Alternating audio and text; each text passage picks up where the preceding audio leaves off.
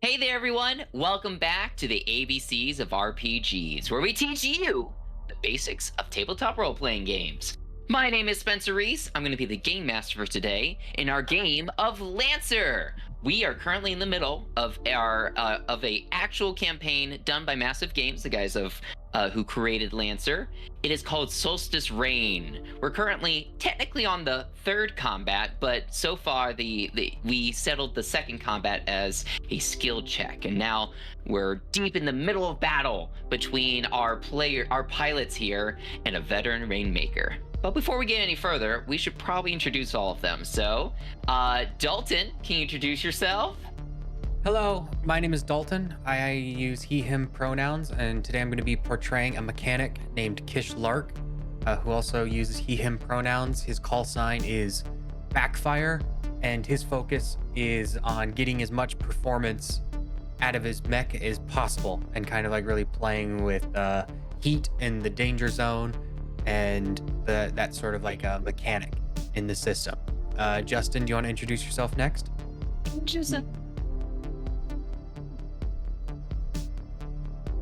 I'm Justin. I use he, him pronouns.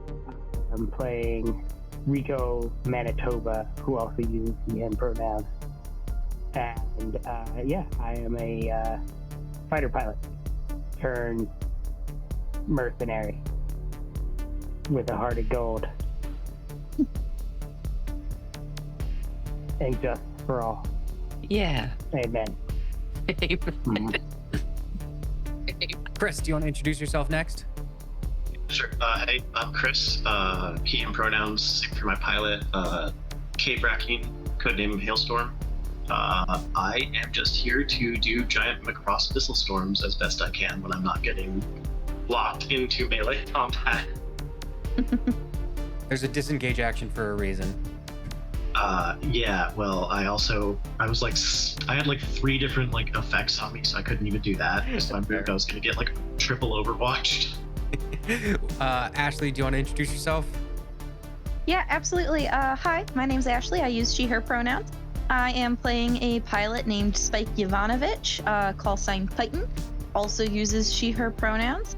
Her big thing is that she really likes climbing. She comes from kind of an exploring background. She swears that she met a group of sentient space penguins, but nobody believes her, and she That's not true. wants to prove.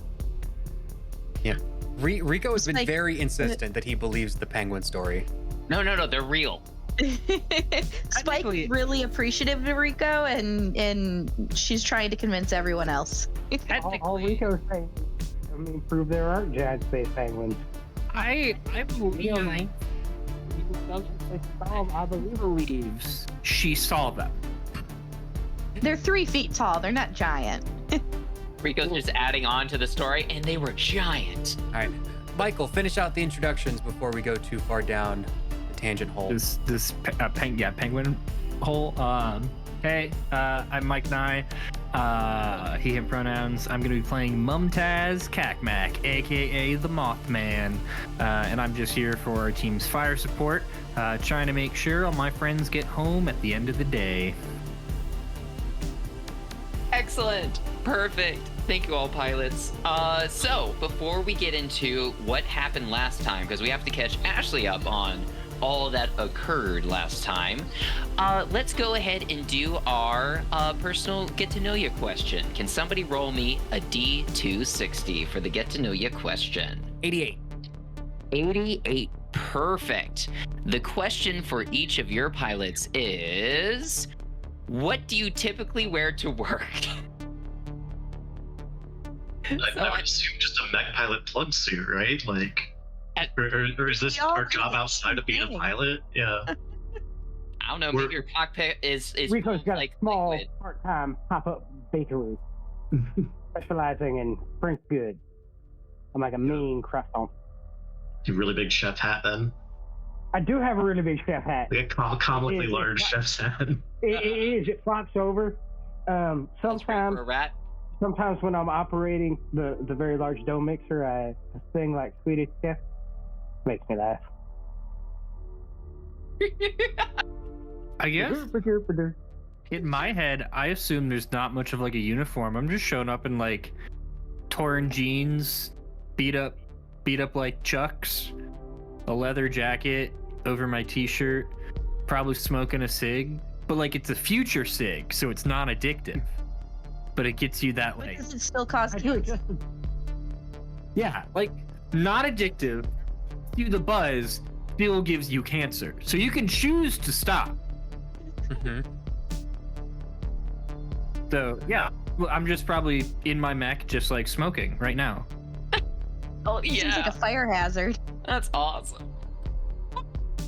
She just wears the normal pilot suit. Hers is teal with white stripes. Not super crazy. Yeah. Chris, what were you gonna say? What's Oh, your I was just character surprised at the idea that like future corporations would take out the addictive substances instead of doubling down. Just shove it all in there. It's super nicotine. In the Yeah. future. Also, the fact that there's another corporation at this point that probably just has like get rid of addiction drug that just any substance you're on gets rid of it. There's no point in making you. But if you're addicted to a substance, you're not going to want to take that. Get rid of addiction supplement. No, the corporation owns both. It gets you addicted. It gets you off of And it. then they tell you the cure. Yeah, it makes you sleep. cycle? Checks out. I like to imagine that I actually have seen very old mecha anime, and so my pilot suit is like a mini Ava suit. Mhm. So yeah, Yeah, it's like a replica of what they do. yeah. That's How far in the future are we right now? Very. like thousands of Yeah, so we're talking real fucking old Yeah. anime. Backfire probably just wears like coveralls, like a mechanic would Mhm. wear. Yeah. But it's got the Harrison Armory logo on the back because they're the ones that really like the overheating. Yeah.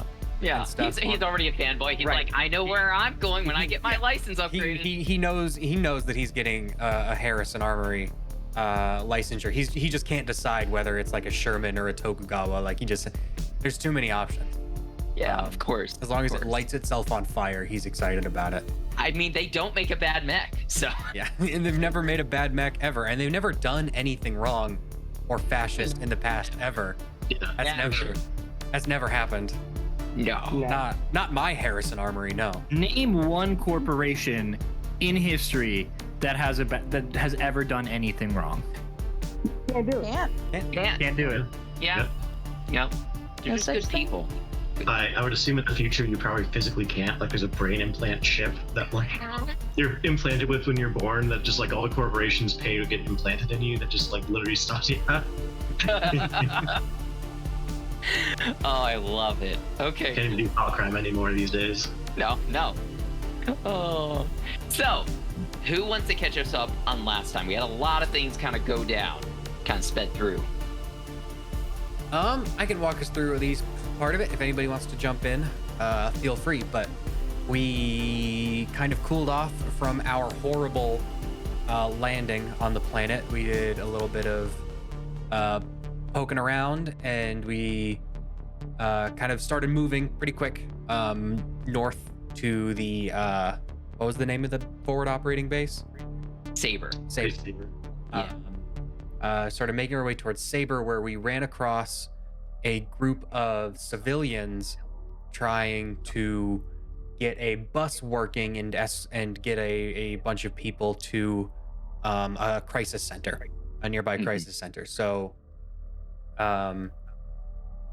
Justin and I's character managed to get the bus working again, and we all escorted the bus to the stadium where the crisis center was at. Managed to work our way through that without running into too much trouble. I think Backfire fell in a hole and attracted some attention, but managed to fight them off without much of an issue. And so we got them there safely and continued our way towards Saber.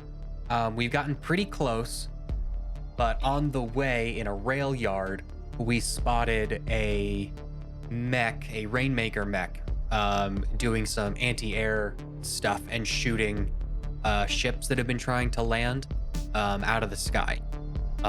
So we were like, we got to do something about that. So we used some intel that we got from the helpful civilians. They gave us a handy little map, and they said, hey, there's a secret like stealth path up this way. So we used that to flank them a little bit, and got the drop on them. And we've been engaged in a little bit of combat with this group of folks trying to shoot down all these planes. Yeah, Justin specifically, El Diablo used that secret path to annihilate a Spectre before it even got a chance to go on its first turn. Mm-hmm. I did do that. Yeah, that was pretty cool. So, obviously we... Oh, what? Go ahead, Chris. Oh, I was gonna say it probably would have been worth discussing before, but we're already on the ground. We really shouldn't have had to deal with this. We should have just gone around, just ignored them. Like, we're not the ones in the drop ships, so is it really our problem? Rio did ask Rio asked us to. She said that. It's an ass. You please, pretty please. I don't take Right. orders from NHPs. Yeah, I mean, we're mercenaries, right? We don't take orders from anybody. That's not cool. That's not very woke of you. You are part of Union. Yeah, You are part of Union. Yeah, I don't think we're. Official soldiers or mercenaries, because those are two very different. Those are very. So you guys can make it up, whatever you want to be, but I would like to think you are a part of the chain of command, because you did get out of their piloting academy. So We just have to do a really convincing. You're breaking up. We can't understand you. Just gonna head to the base. oh my God. We have to finish our full 4 years before we get to break off and found our own mercenary group. There we go. One Oh, thing Dalton did mention that I want to is 2 sessions ago we got an enemy artillery strike launcher thing. Yo, yeah. I got to use that. I got to hit a bunch of them. Oh yeah. Did a lot of That's damage. awesome. Yeah. That's a lot of damage. Nice. So as we come back into it, we kind of left off story-wise that we said Titan kind of took off to continue protecting the bus to make sure it got safely to the like safety shelter and everything. So we're gonna have Titan come into the player deployment zone the beginning of this turn, because we've done 2 rounds already, beginning of the 3rd round. Titan, go ahead and drop yourself into the player deployment zone. I've mentioned this before, that the combat, depending on how many players you have, adds mechs in. So Titan, as you come in to deploy your mech this round, the other mechs that are supposed to be there, because this is a little bit different of a setup compared to the other sit reps and such like that, it's supposed to start out with all the enemies on the board, but I'm just gonna GM it and say that these enemies are gonna come in as reinforcements at the top of the map and can kind of move in. So if you guys look at the very top end, the north end of the map, there should be 4 new mechs up top there. There's another Rainmaker you recognize that is an elite. That's what the blue dot marks. There is a Ronin right next to him. You remember it's like a close sword wieldy kind of guy. And then to the right of them are 2 assault grunts. So they only have 1 HP. So just like before, those are the 4 new mechs kind of coming into battle. But they are just at the top right there kind of coming in. So I also mentioned that if you were to complete the objective, which is just to destroy all the mechs on the map by the end of the 5th round, you would get something special. Since we're already a couple rounds in and 4 new mechs are coming into battle, I'm going to extend that by 1 more round. So instead of by the end of the 5th round, it'll be by the end of the 6th round. So it's the top of the 3rd round. You essentially have 4 rounds to still try to get that bonus. But like I said, you don't need to do that. You don't need to do that. It's just an extra bonus item or thing you could get if you complete it. But like, we don't lose. no, you only lose if you die. So the main objective is to survive and kill everything else. Don't die. Yeah. Great. So just try to destroy everything else. I was just letting you guys know as the kind of conditions kind of change. But with that, before we start the round, the beginning of the 3rd round, does anybody have any questions?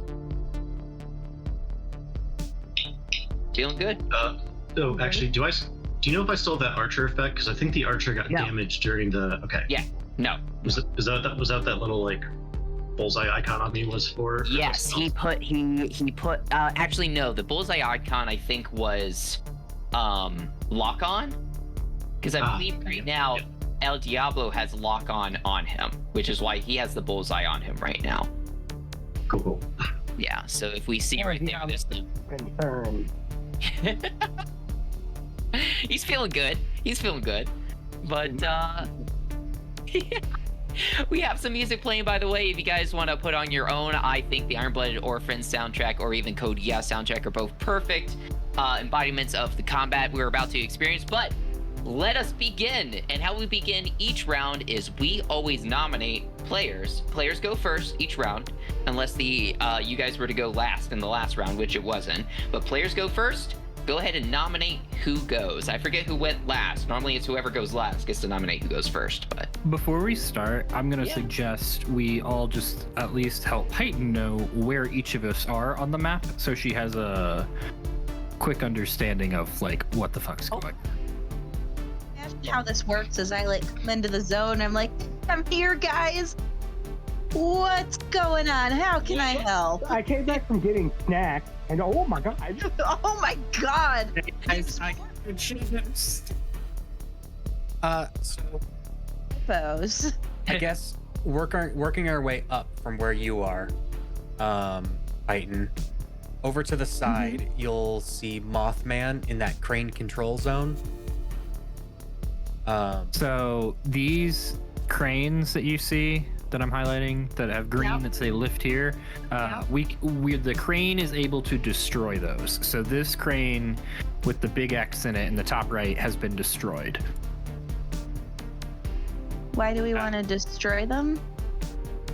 technically lifts them up, so it removes them from the battlefield. Yeah. So it allows you to just kind of move through it instead of it being a size 3, a height 3 A barrier. object away. Yeah. Yeah. The specific reason why like this one was moved was just because where Rico started was in the right in that deployment B, and it just made a clear path for Makes him to sense. run in. So So that's you in the crane control yeah, zone. that's me. I'm about to move out and join the front lines probably. Okay. Next up, you'll see Backfire and Hailstorm engaged. And you're in center. They're in the center, engaged with Ronan? a bulwark. This is a Sentinel Elite Sentinel right here in Elite. between you guys. Yeah. They're like slow moving, bulky, and want to like lock down an area and kind of like do Overwatch in a big area, since like he's in a special mode where he can Overwatch anybody. Yeah, once per turn, not once per round. Yeah. So And as an elite, he has 2 turns per round. Yeah. Yeah, his special is that he can do 2 turns per round. He cheats. As far as like status goes, Hailstorm has been beat up pretty bad at this point in time. He took quite a few hits from a bunch of people.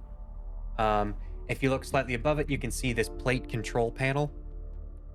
If somebody gets to that, Spencer, is it a quick action or full action to use it? it is, I believe, a quick action. Okay.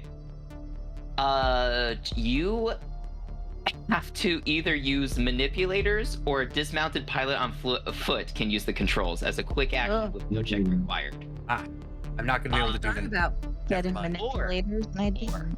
Other PCs must succeed on an ability check or agility check as a full action while adjacent to the terminal in order to make use of the human-sized controls with their mixed hands. Okay, good to know, because now I know that I'm not going to be able to do that.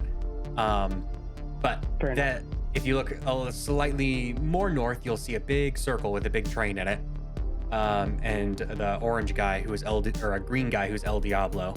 The control panel moves this big circle 90 degrees at a time, basically, whenever you activate it. But you'll see El Diablo there, and he's been coming in from the east engaging this group of 4 over here, which has a normal hive, which we fought before. Has a big like drone swarm around it. I forget this guy. That is a sentinel as well, but he's a commander. So he gets to do like little commanding stuff where he gets to have other people move and everything. So Yep. This guy up here on the tanker is an archer. He's a long range boy. And then this is the Rainmaker, who is the he's making that noise right now. he's the main boss bad guy we've been fighting. And then I know Spencer explained the 4. Yes, the top. So another Rainmaker, which is an elite, which also gets those 2 extra turns and has that bonus structure. The Ronin, which is to the right of it, like a sword wieldy guy, and then 2 assault grunts, which only have 1 HP to the right of them. So, yeah. Yeah, I think that's the gist of things. Do you have any other questions about the situation, Python? No, not right now. Okay, cool. You explained it well. I don't remember who went last time to nominate who goes first this time. Be a group decision. Do you mind if I go and try and get out of this? I'm totally cool with that. Cool. I'm gonna go ahead and activate my core power. And then I'm going to, as a full action, I'm gonna disengage. So I don't provoke reactions or count as engage. Yeah, you're good. And then I'm going to, let's see, 2, 3, 4, or actually wait, 2.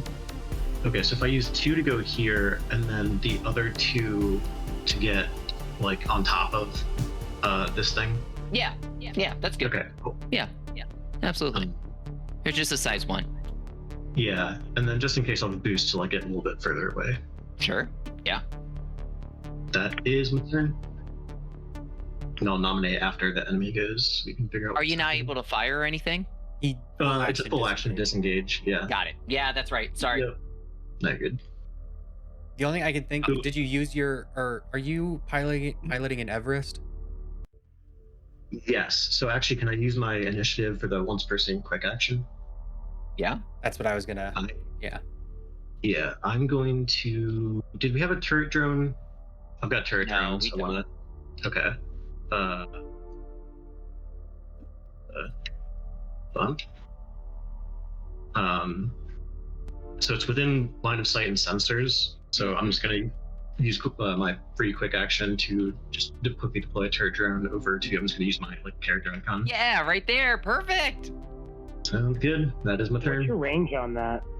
10. 10. Actually, just make sure I got line of sight because I don't know how I would argue that these are all like size 1 objects, so even if you place it back here, you'd be able to see everything on top because it's like on top of them, so you can see.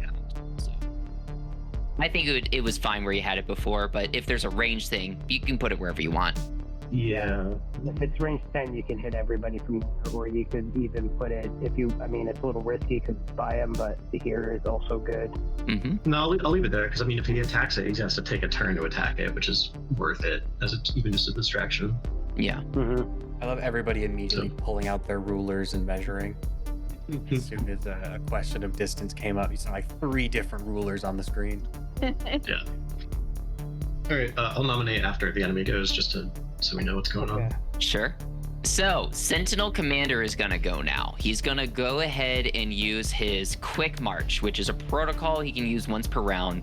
One allied character within line of sight of Commander may boost. So they are going to move, closer to Dalton. Backfire. Okay, that will provoke Overwatch. Okay. So I'm gonna get. Is there a button for that? full action, quick action, reaction. It's Overwatch. Yeah, it should be the reaction Yeah. tab. Yep. So I can Overwatch with my shotgun. Does a 19 hit? A 19 does hit. Yeah. A big miss. Okay. That's going to be 3 kinetic damage. 3 kinetic damage. He has 1 armor, so he takes 2 damage in total. Okay. The Sentinel Commander is going to finish out his turn then. He's going to move probably 1, 2, 3, 4. Close the distance in on El Diablo. That's And awesome.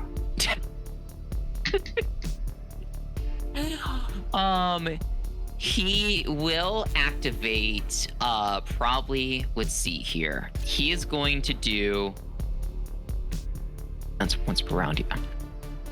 It's a base reaction. He is going to activate his Eye of Midnight, which is instead of once per round, do Overwatch once per turn, but he's now slowed. So he uses a quick action to do that. And then he uses his retractable sword to attack you, Justin. So Can you that still do that while he's slowed? Now that yeah, he's slowed I believe is just like half your movement. Is that what it is? So. Should Statuses and conditions. Slowed specifically is they can only make their standard move on their turn. They can't boost or make any special moves granted by talent systems or weapons. So, yes, he can still attack. So he will go ahead and make that. He gets a +2 attack bonus to the sword. He has +2 difficulty though. Cause he's my dude. Okay. He's my I'm pretty sure he's not gonna pull it off because he got a 6 in total and also rolled a 6. So no. yeah, he does not hit you with that sword, and that is the end of his turn. So Chris, who do you nominate? Do you want to go, Justin? I'm ready to go. Yeah. Justin, do you have one of my leadership die? I do have one for your leadership then. And I think it was but I thought it was for this guy over here. The veteran. Yeah. I'll believe you. I knew that I gave you one for the guy up top, and he's dead, and I thought I gave you a second one. I used it on this guy, and that's why he's. Well, I knew that, but I didn't know if I gave you a second one for the. You give me a second one for this guy though, but I'm gonna attack. That's fine. I just want to make sure we don't forget that you have that to use. Okay, so I just hang on to that until I need it. Yeah, or you give it back. Okay. It lasts until the end of combat. Okay. If you don't want it, you can give it, or you don't use it, you can give it back, and I can give it to somebody else. Doesn't matter. Okay. Or you can just hold on to it. Like, it's not a runs out thing. I think I'm gonna use it next turn after if I can, because I'm going for the big guy next. Okay. Whatever floats your boat, man. You do you. I am going to first attack with my heavy charge blade, and I get accuracy on all attacks because my thingy is going.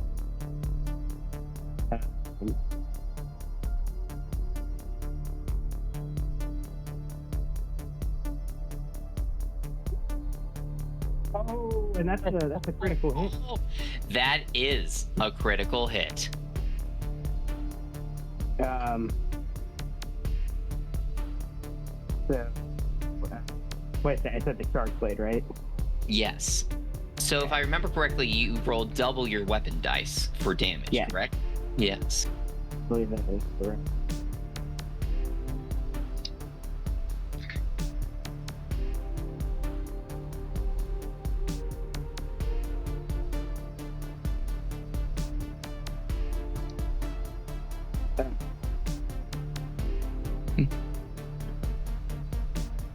What is happening? Sorry. No, it's okay. Just calculating.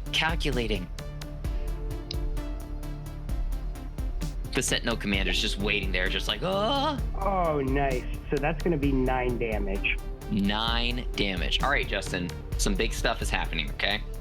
It only had 5 health remaining. It did have 1 armor, but it only had 5 health remaining. It's armor piercing.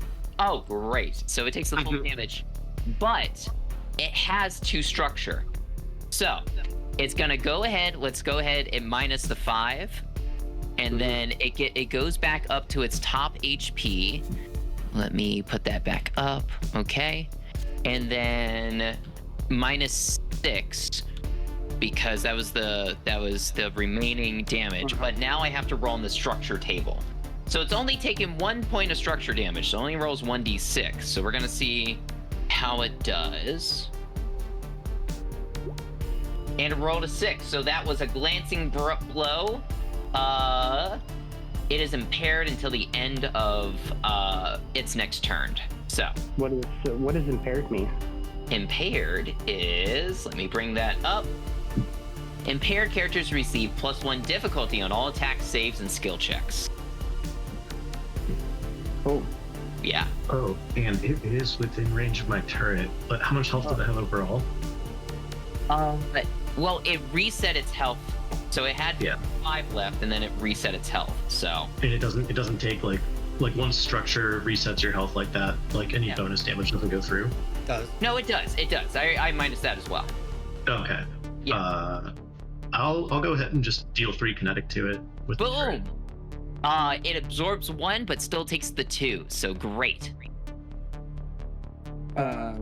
Chris, does that use your reaction to do? Yes. Oh, it does.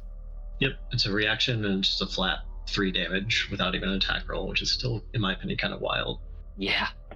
Just does it. All right, Justin. Was there more attacks you could do? I know I interrupted you. Structure damage. I'm gonna use the charge of my prototype weapon. All right. And that will be.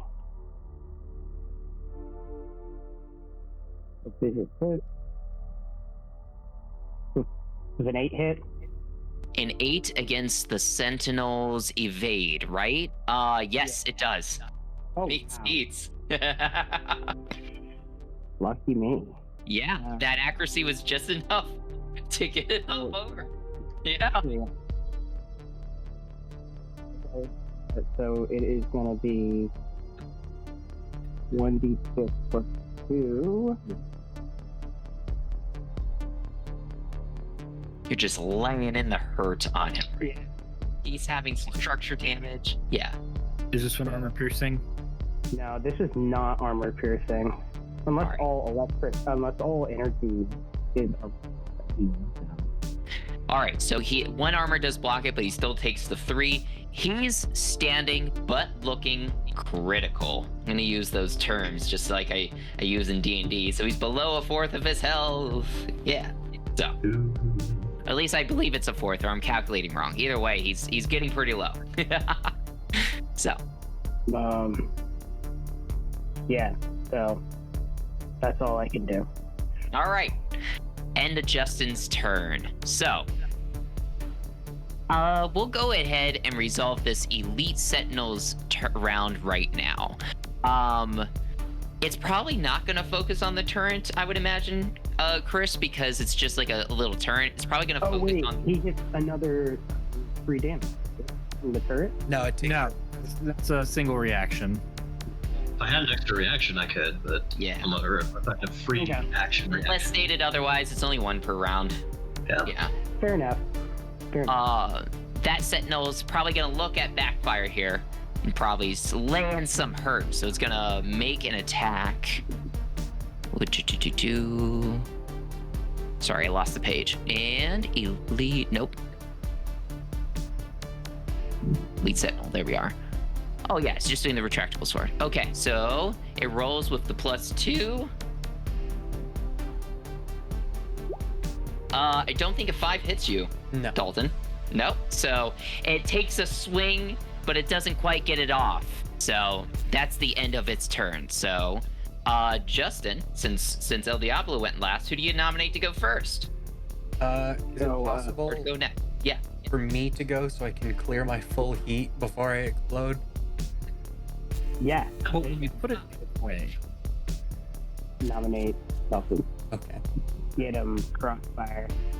I want to point out that there's some irony in the fact that every time it's somebody's turn, we're gonna be like, "Oh, I'm gonna nominate someone," and then a person's like, "Hey, it'd be real cool if you can nominate me right now." Can I please go before I die? Explode. Let's see here. So I'm gonna stay put probably, but I am gonna stabilize. Mm-hmm. So I'm gonna cool my mech. I don't have any weapons to reload. No burn. Right. Yeah, no burn or anything for me to end. So I'll just let's do that. So that was a full action. I guess I'll use my once per scene initiative to do a skirmish. Yeah. Hit him with that weapon. And hit him with both of my segment knives. Chew, chew. So I love that works, like, because they're both auxiliary, right? So they both fit in the same mount, so you can use both of those knives at the same time. yeah. Right? Yeah. So does a 16 hit?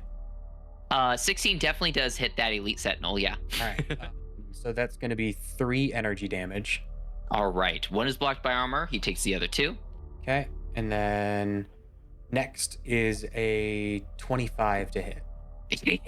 Yeah, that's a critical, right? Yeah. So. Yeah. So that's a critical. I'm trying to figure out what ComCon is telling me here. Oh. And our re-rolled addition. Okay, so I apparently rolled 2 1s in a row, which triggered my. So segment knives, which is what I'm attacking with, have a tag called overkill, which means if I roll a 1 on the damage die, the damage die is re-rolled. But I take one heat and re-roll the damage die. But you love that. Which is cool because it can also happen multiple times. So I rolled 2 1s in a row, incurred 2 heat, and dealt 4 energy damage. That's amazing. So 1 is blocked by armor, it still takes the other 3. And it's also looking pretty badly hurt. It has 2 structure, but it looks like it's on its last legs of this HP right now. So. And I think that is it for me. Okay. Like, yeah, guys, we got 1 flashing red. Get the other 1 flashing red. It's not ready. This Rainmaker veteran's gonna go, and it's gonna take 1, 2 steps out. And Justin, since you have that lock on, that's what I believe that is. I think that's left over from last round when the Hive did its like lock on attack. So this Rainmaker is going to do its missile pods at you. And remember, because against characters with lock on, it gains smart, seeking, and armor piercing, as well as these missile pods are already arching, reliable, and they have knockback. So Okay. Okay. So it's gonna Guess I'll just bend over.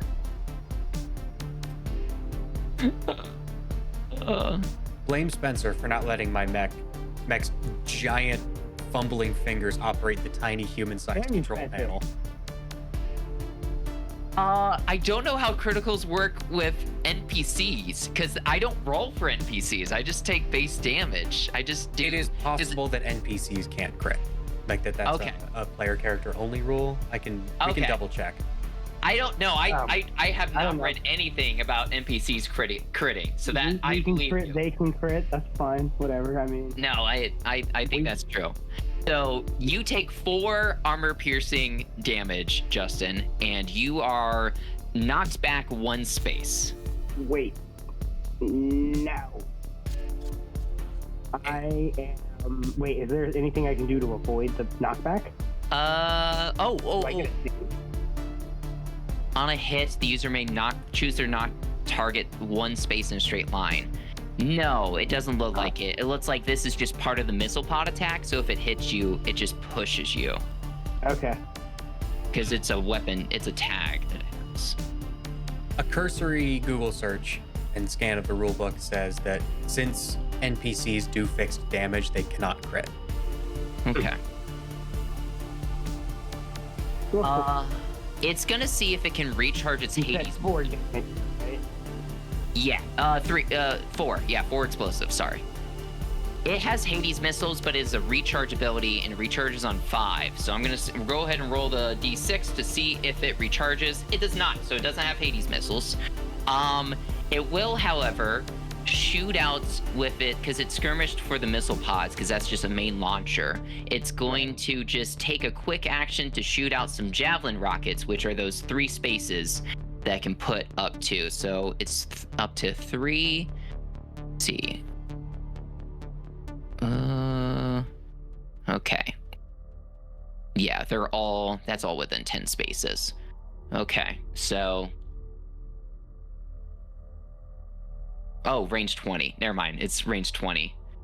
3 free spaces within line of sight and range 20 that are not adjacent to each other. Oh, I did that wrong earlier. Glad nobody ran into it, but they're not supposed to be adjacent, so it's good to know. So it's gonna place one right here. It's gonna place one probably right here. And also, I think this is still within the 20 feet. I don't know why anybody would go over there, but it has 3 it can shoot out. And Well, what does that do? What do they do? oh yeah. Thanks for asking, Ashley. So javelin rockets go in the space and it hangs up like 10 spaces high.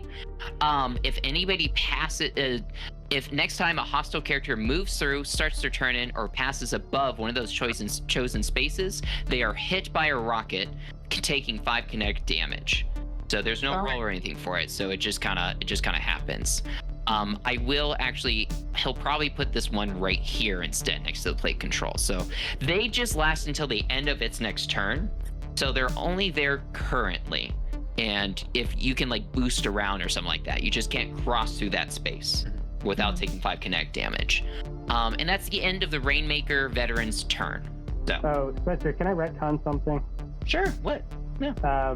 This guy right here, if it comes up, I don't know why it would. Yeah, come Sentinel up. Commander? Yeah. Yeah, he is the subject of my exemplar feature, which means if anybody misses him, they try and hit him and they miss. Make a reroll.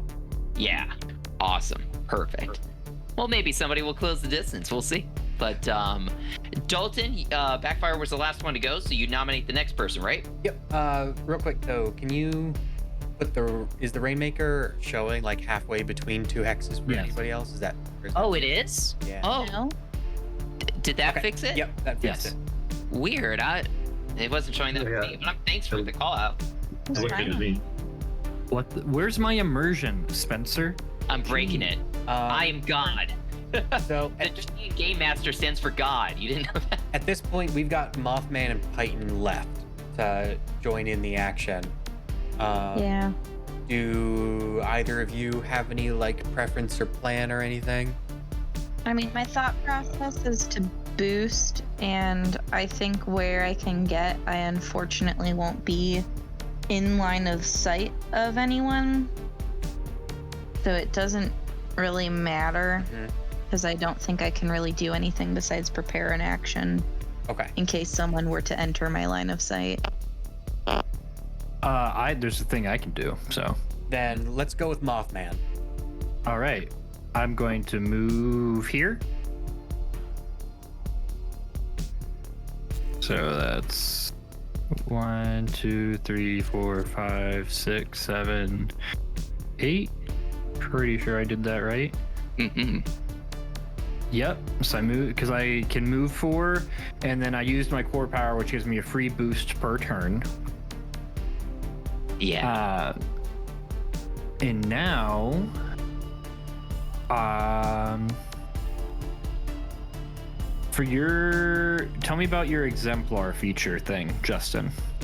The first time that I attack a hostile creature within range 3 hits or miss, I may give it the exemplar's mark as a free action. The character can only have 1 exemplar mark at a time. A new mark from any character replaces existing marks. The character, Valiant Aid. Frequency 1, trigger an ally attack your mark and misses effect, your ally may re-roll the attack. They must use the second result, even if it's... Does that last for more than one attack?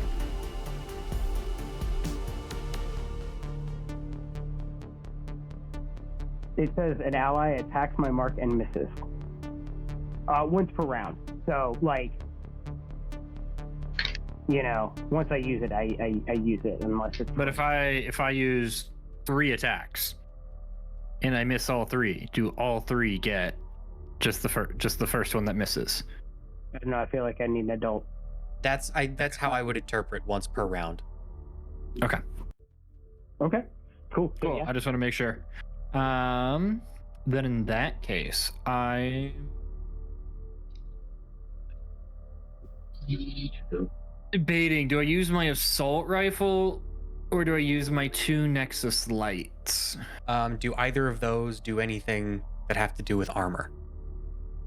Assault rifle has the reliable 2, so by default it will do at least 1 damage if I hit. I would probably do the assault rifle then to guarantee some amount of damage. Okay. So yeah, I'm gonna shoot him. Heck yeah. And I used my core power, so I should have accuracy, I believe, is the thing that my core power does. Yeah. Yep. The Everest +1. So This commander already lost structure and he's on kind of his last leg, so. Do it. let me find. Big damage. This is big damage. There it is.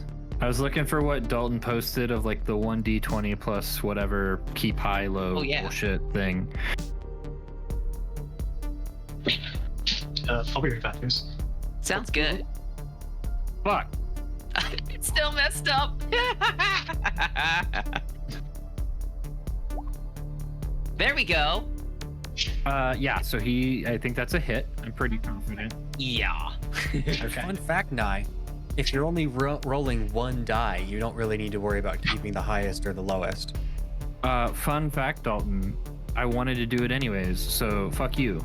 Let him be free. He has agency. We're all cogs in the machine, Spencer, and you know it.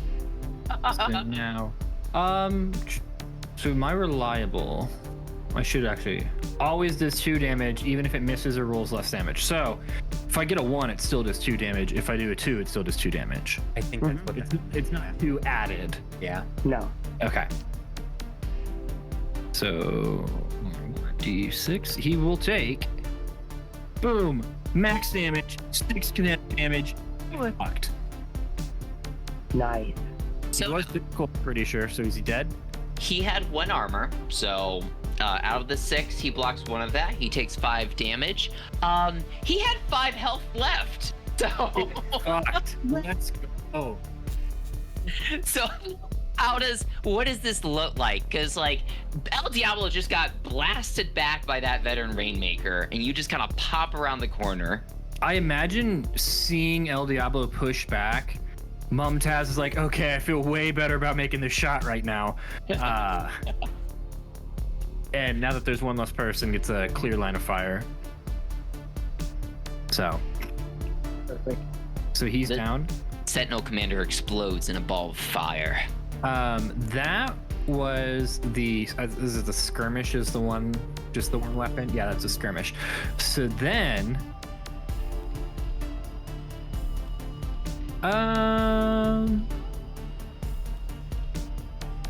I will, what do I want to do? I still have half an action.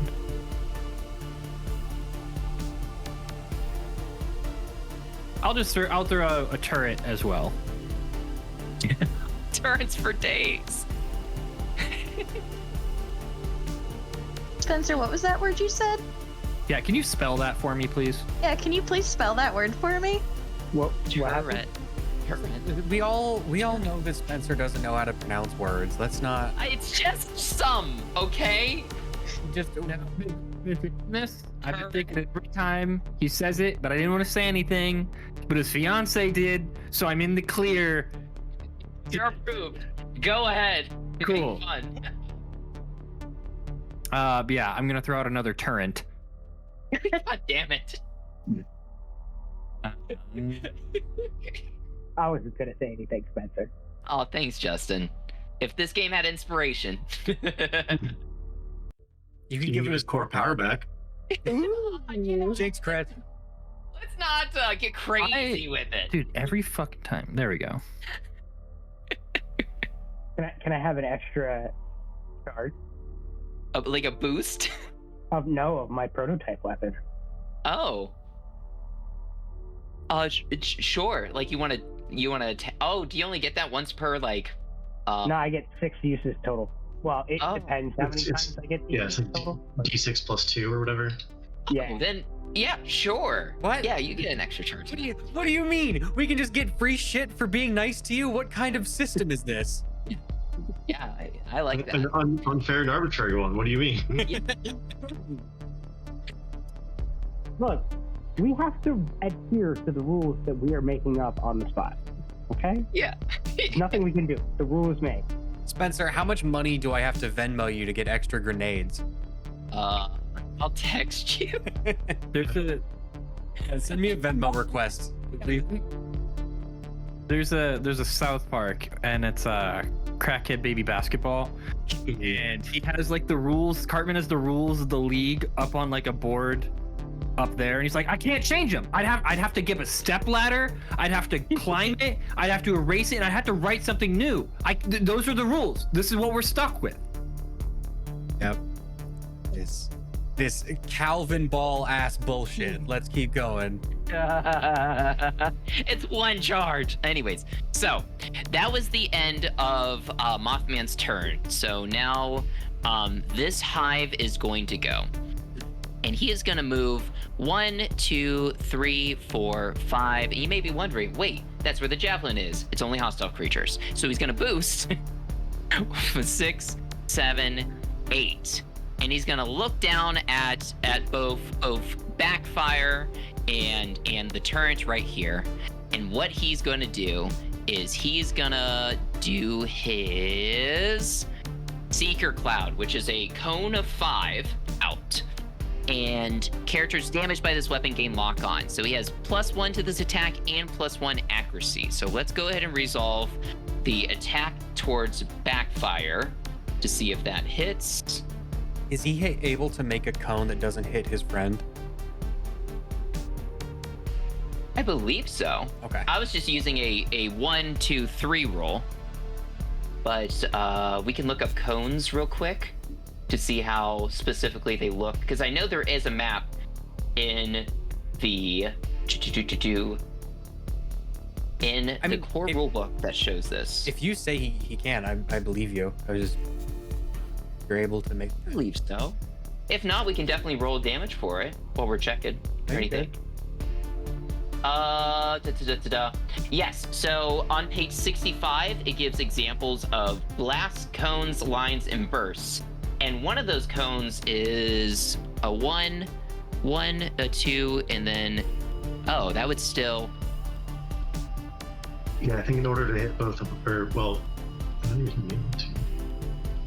Yeah, it shows one cone being like 1 hex, another hex, and then kind of like 3, but then the other one being specifically a 1, 2, 3, and not like D&D turns where you can kind of slant it one side. It looks like it's only straight out. So yeah, well, I also wonder if that the one that like goes like 2 single hexes, because there are weapons where you have like a cone and a range, so you can start the cone from a range. yeah, Like, that makes sense. You don't have to know things like point blank. Yes, that's true. The cone, it's 3. A cone 3 is 3 long and 3 wide. So you see that one that's like a straight line of 3, and the back is like 3, 1, 2, 3 across.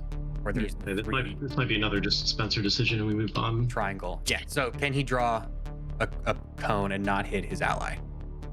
I think by the way it's demonstrated in the book, he would still hit his ally. So I'm gonna roll it. Yes, it would hit his ally. I guess I was using D&D terms in terms of coning, but I wanna play by Lancer rules. So yeah, it hits. So that first roll was for backfire.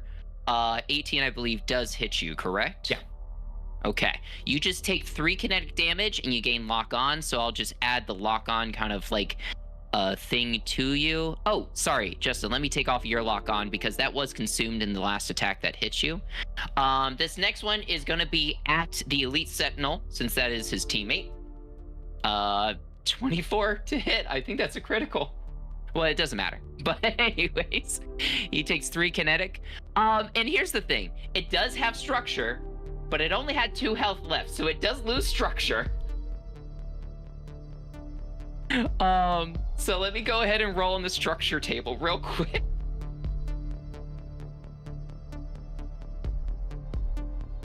Man. Oh, and it's a 1. He fucking blew up his friend. Let's go. Direct hit. Oh, he has to roll another d6. He blows it. Okay, he has to roll another d6. Oh, guys, I wanted the cone to work in my favor. Okay. So, oh, wait. No. It's based on structure. He doesn't roll again. Yeah. So he only has 1 structure. So his mech So is he's just. That's one. his mech. Yeah. Take the L, Spencer. Oh, I wouldn't have done this if I knew it was going to destroy other mechs. Oh. All right. Well, These are the consequences of my own actions. We think by your own petard. Chris, that 23 is against your turret, so. I mean, yeah, I don't know. That's sure not. Take 3 kinetic damage. Okay. I think it's still up because it doesn't have 5 health. Yeah, it's got 5 health. So it's fine. Okay. Go. And that's the Hive's turn. It boosted. It did a quick action. Yeah, I'm pretty sure that's just a quick action. Yeah. Skirmish. Yeah, it was a skirmish because it was a main nexus. Okay. I think Ashley, Python's up left, right? Last? I think I should go next. Yes. I'll allow it. I do have a question. Are these the turrets in question? Yes. Okay. Turret in question. That I think it's just turret. We know. We're all aware of what the word is. Look, they're little pew-pews. All right? Okay. My movement is 4, and I boosted for a quick action, and I am going to argue that I am in line of sight and see if you agree with me for this person here, because those little thingies only partially go into the hex, and I'm gonna see if you give me my I think argument. because of the height, you're like 3. You're 3 up. Are you on top of this No, structure? No, I'm like. Am I allowed to not? Can I not be there? Yeah, you can exist. Here's the Sorry, thing. no, that's Justin got confused. Yeah. So,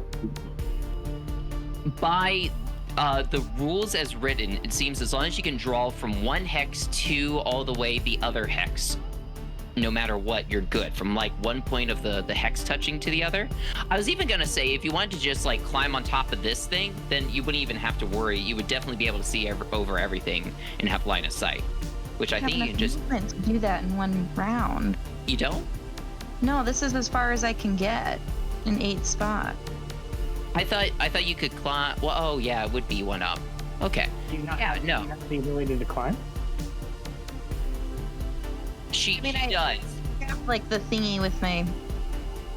Yeah, but I don't know. Would I be able to? I mean, I think that'd be. I didn't think I had enough movement to do that. I think you can do that in like 1 turn to just like hop on top of that size 1 object. If you think I do, then I will. Mostly because I don't want to try to draw a line from that hex to that hex because there's a lot of stuff in between. So I mean, I think it's pretty clear that like just you can't draw a line without hitting stuff in the way. yeah. I think that's the case. And the reason why I'm asking, because I would argue that it's like, well, not my character because I have the boost engines, Mm-hmm. so I'd be able to boost up there. But it actually, do you have is it like a grappling hook? Yeah, it's my custom thing. Okay. Customization. My personalization, that's what it is. Personalization. You know,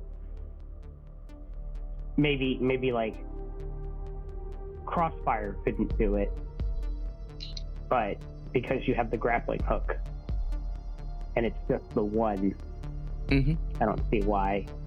Yeah. If Spencer thinks I have enough movement to get up there with 8 and boosting. Because Just say how you many like hexes? Spider-Man, and you the free height here and kind of move yourself up.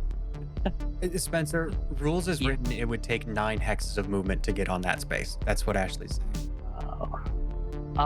Okay. That's what she's concerned about. Okay, so it sounds like you would need to boost. So I already boosted Yeah. Spencer. she can move 8 hexes when boosting. Hexes. Okay. So then, no. It sounds like no. Okay. Well, I'm just gonna be over here, and I'm going to prepare an action for an invade tech attack if anyone enters my line of sight. Okay. You And don't that will need. be- Okay.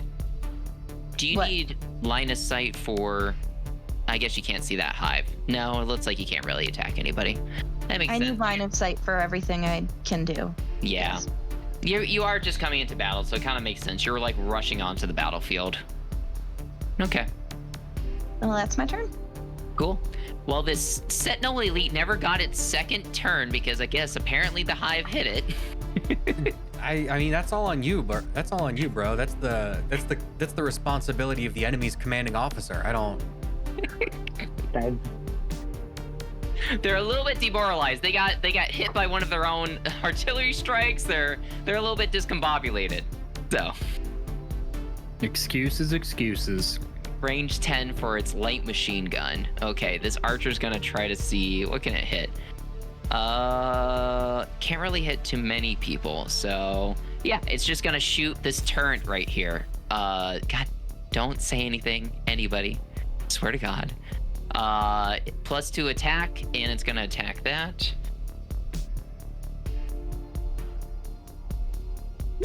All right, does a 9 hit your turret? Interesting. 9. Apparently Evasion it's 10? 10, so Yep. no. Okay. I would like to point out the turret's evasion and defense of 10. Like the default for our mechs is 8. Yeah, they're smaller. Tiny. I guess so. Yeah. Like size half, they're up in the air. Hit bigger things anyway. Yeah. Easier to shoot a deer than it is a rabbit. 5. So I guess. This- Either. it's just this archer's then just gonna boost down, so it's gonna be 6, 7, 8. Yeah, and it's gonna take up like a position right here, looking out for anybody else, and that's gonna be the archer position. And every pilot has moved, right? So I just need to move the rest of the NPCs. Okay. So the elite Rainmaker, it takes 2 separate turns each round because it's an elite. So its speed is only 5, but it's gonna boost. So it'll move 6 for 1 turn. Its speed is only 5. He says as if that's not bigger than 3. like, everybody else's speed. 3. It moves said- 3, but then it boosted. So- You said very clearly the Definitely said- number 5. Oh, sorry. No, the Rain. Speed. It's like that's bigger than everybody else's speed. What do you mean only 5? Yeah. You said with your whole chest he has a speed of 5, so he's gonna boost for 6, and it confused everybody. Glad that someone else was paying attention. What did I say right there? I think. Anyways, He's still going. Spencer's making his moves. Yeah. It's the Rainmaker gets right there. And so so another thing is it does have a different trait compared to the other Rainmaker. At the end of its second turn, so it didn't do anything on its first turn, but it did boost. So it only has a quick action right now that it's going to use to make javelin rockets. But the thing is, it has an optional trait called Endless Rain. So instead of making 3 javelin rockets, it makes 6. Now, the caveat is they can't be adjacent to each other. So it's three. So it's going to be 6 free spaces, line of sight, and range 20 that are not adjacent to each other. So let's just go ahead, and this is just until the end of its next turn. So it's going to put one right here. Could you mark them in a different color so we can Yeah. distinguish between the two different? Seconded. Okay. Right. So, And I would also probably hazard a guess that he can put his javelin rockets adjacent to the other dude's javelin rockets. I think so, because it just says like specifically in the text, like not Yeah. his. Well, yeah, I think it's just his, so he can probably put his next to the other guys Yeah. as you're figuring out just how exactly you want to bone us. Yeah. Exactly. Thanks for helping him do that better. Yep. That's perfect. I don't know what he's thinking with that one up top near the train. That's a dumb idea. He's trying to block off Justin. Whatever. 1, 2, 3, 4. How many does he have? 6. 6. Thought he was just boosting for 6. That was his No, first he turn. only has a movement of 5. Yeah. And Ashley, I don't know if you caught this, but I don't think you fought against anybody with these like tags in the first combat. But if you see all these dudes with like little like red circles on them, they all Yep. have like special things about them. Well, any circle. Yeah. Like the blue dot means they're an elite and they take 2 turns per round. Right, Spencer? They cheat. Yeah. And I think like the yellow dot means that he can order other people around to do things. I thought he had armor. Yellow is armor, I think. no, it's commander. yeah. Commander. It's commander. Like what Dalton was saying. Okay. And I don't remember what the red dot means. I think I know that. I'll get there. But just they're better, and I think they all have. Red is veteran, so he specifically he has the +1 structure and stress. One of the biggest things is that when he's attacked by a heavy or super heavy weapon, first roll a d6 on 5+, the attack automatically misses. And then he also gives +1 accuracy on all checks and saves for agility. Okay, so he's just Yes. better. He's just all around gets bonuses. Yeah. The other important thing is, like Spencer mentioned, they all have an extra stress and structure, so they can take getting their health getting put to 0 one time, possibly. They have to roll on the structure table. Have you The placed? Ronin just charges and boosts. Sorry, go ahead, Dalton. I was just asking if you had finished placing rockets, but it sounds like it because the Ronin had to go. Yep. Okay.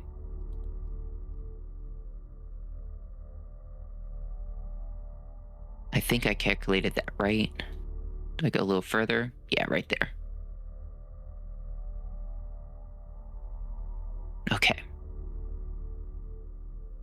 Boop, there we go. So these 2 assault grunts kind of come up on the right side. This Ronin comes up on the left side, but I guess they would have line of sight, wouldn't they? Why did I do that? I have to draw that line. Ah, ha, ha, ha. I hate All right. I hate This you so guy much. definitely doesn't see. This guy doesn't see, but oh wait, no, he doesn't see. But this Oh. guy can take a shot. Uh-oh. Yes, Ash. It's triggered. He entered my line of sight. Okay, yeah, he did. Go ahead. Do I do that now, or do you finish resolving your thing first? I can check the specific rules. Let's see. Let's go to the actions. I didn't think anyone would actually enter my line of sight, guys. I thought that was just a wasted prepare. But I didn't see any of my teammates to even bolster them either. Not that anyone's taking skill checks right now.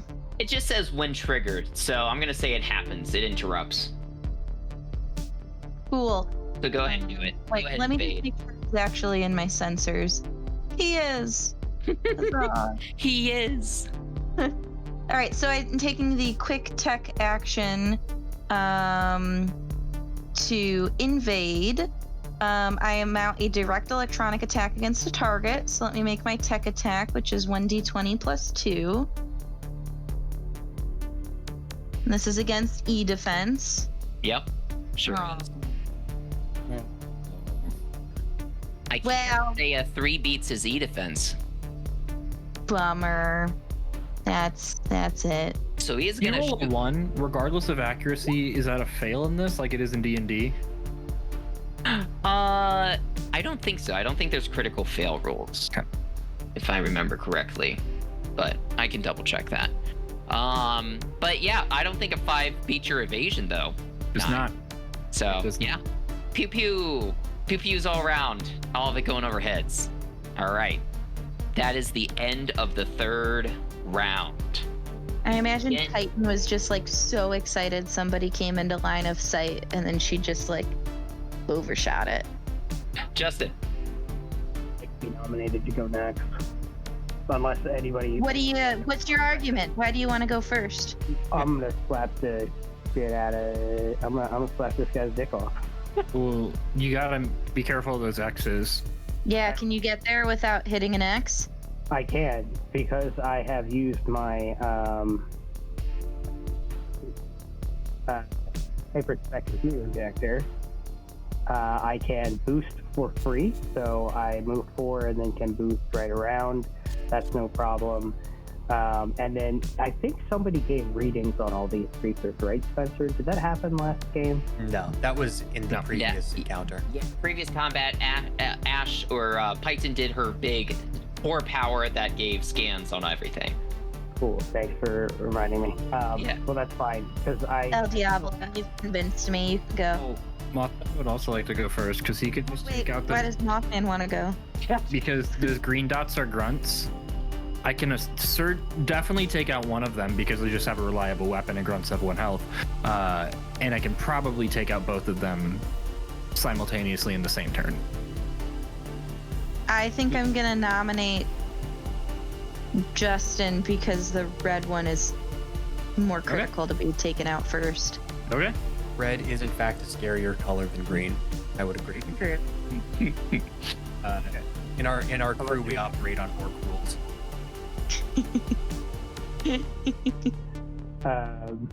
Unless anybody else would, has objections. Nah, go for it. I'm all Okay. in. I'm angry about it, but go for it. 1, 2, 3, 4, and then boost 5, 6. Nah, if I know Spencer, he's gonna wait to use those grunts because they're not gonna do anything. He can do way Now more. you say that, and they're gonna go, and I'm gonna die. He can do way more damage to us with other stuff. But see, he doesn't need to do damage to me because I'm already like near death. I have minimal weapons and no hull. Don't remind him. Oh. Sorry, Justin. Finish up. So great.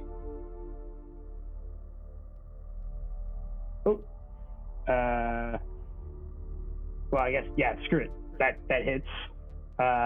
Yeah. That is my That's that's critical. my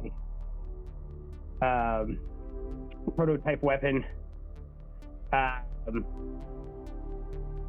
Boom marks that as part of the barrage, and then.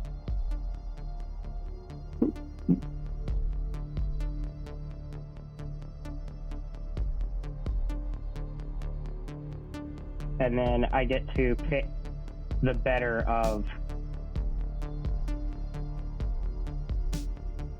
the. Nice.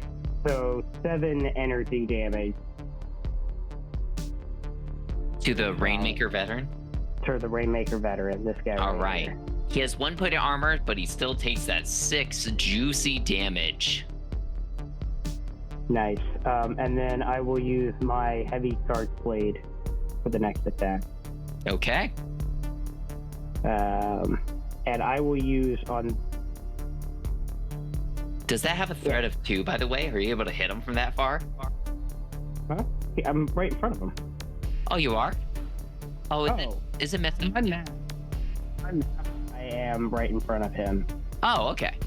I don't know why it's different. Oh, wait, yeah, there we go. Okay, boom. There. Okay, great. So that's still okay because that covers. I have like a movement of because I get free. I can boost with a free action while I'm recharge. Yes. And I will use the roll that Mike gave me the smack. It's gonna be a good one.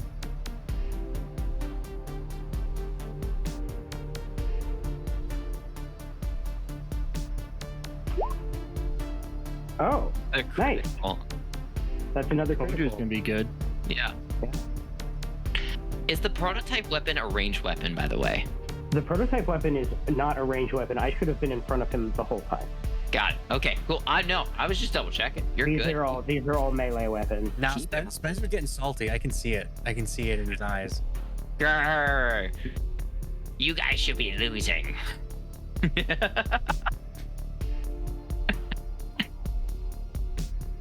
Oh, cool. So that's going to be 8 armor piercing damage.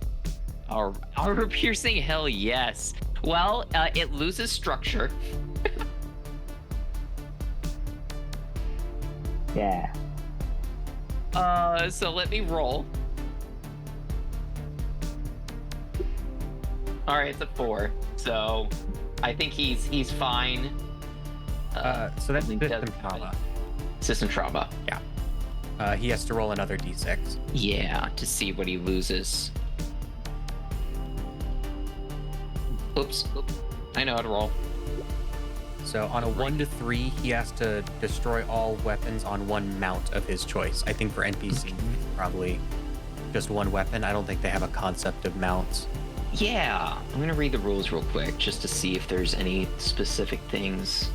Or what if he only has one weapon? Sucks for him. Yeah, they get to punch.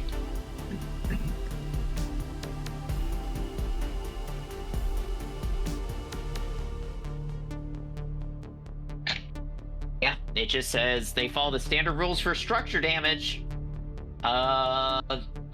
Yep. They can't perform critical hits. Yep. No, that's it. So yeah. Veteran Rainmaker. It has one weapon. It just has its missile pods. Well, I guess it has the Hades missiles, but that's an optional system. It doesn't count that as a weapon. So yeah, if it's, it destroys its missile pods. So yeah, okay. Yeah. So that's that's pretty cool. yeah. That's awesome, Justin. That's awesome, El Diablo. That's great. Yeah. Just as I planned it. I like to imagine because you did that with like your sword, right? So you take like a big hit across like the top of it where it's like missiles are stored and just like kind of dent it all Cut up. them right off. Mhm. Yeah. It ducks, but I cut the missile pods right off. I wasn't even aiming for you. He was aiming for those missiles the whole time. You had no idea. It's canon that Mumtaz told him to do that. Yep. It was my idea. All right. El Diablo, was there anything else you can do on your turn or? Yes. Okay. Something I could have done at the start of my turn is I am going to take a seat and designate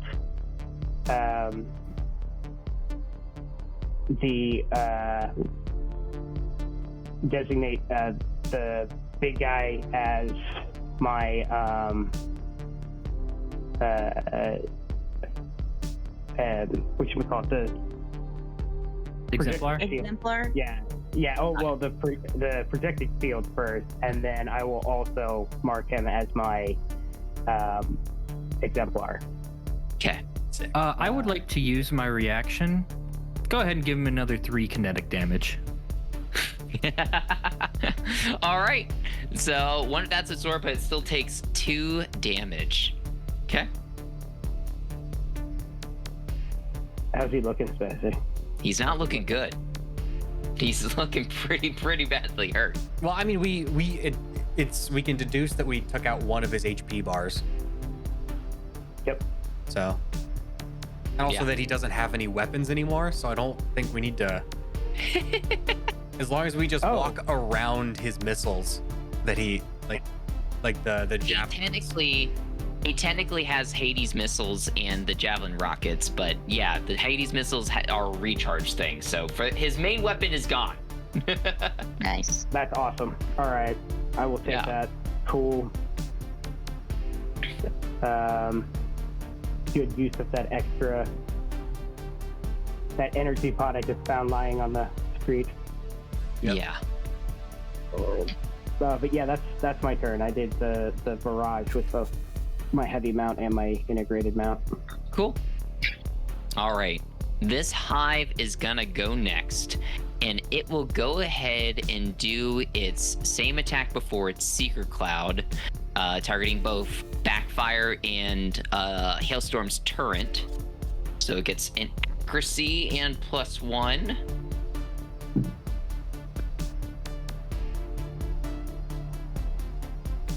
So this first one is gonna be at Backfire, which I think hits. Yep. It just does 3 kinetic damage to you. Okay. And it still has lock on you. And then it does it at the turret, which it doesn't hit because 9 is below the turret's evasion. So it's good.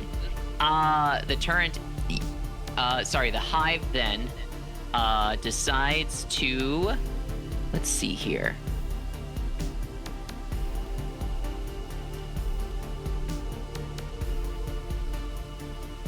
It will go ahead and do, as a quick action, Razor Swarms. So blast one area, Razor Swarm in a free area within sensors. Hostile characters that start their turn at least partially within the area or move into it the first time around take 2 burn. The hive can deploy any number, but it is a recharge ability. So it's gonna deploy that, because I don't think it's done Razor Swarms this combat at all, so it doesn't have to recharge, it just deploys it. And that's a blast one area. So it is going to do that. So I'm going to draw a circle real quick. Just like right in this area right here. So it does that, and I think it's just gonna stay right where it's at. Because if it moves, I think it activates Backfire's Overwatch, and I don't think it wants to move and do that. It's totally allowed to do that. And that's a turn. El Diablo, I think you nominate who goes next.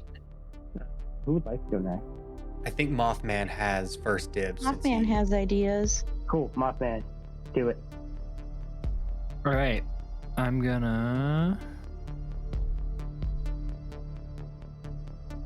That's line of sight. Move 2.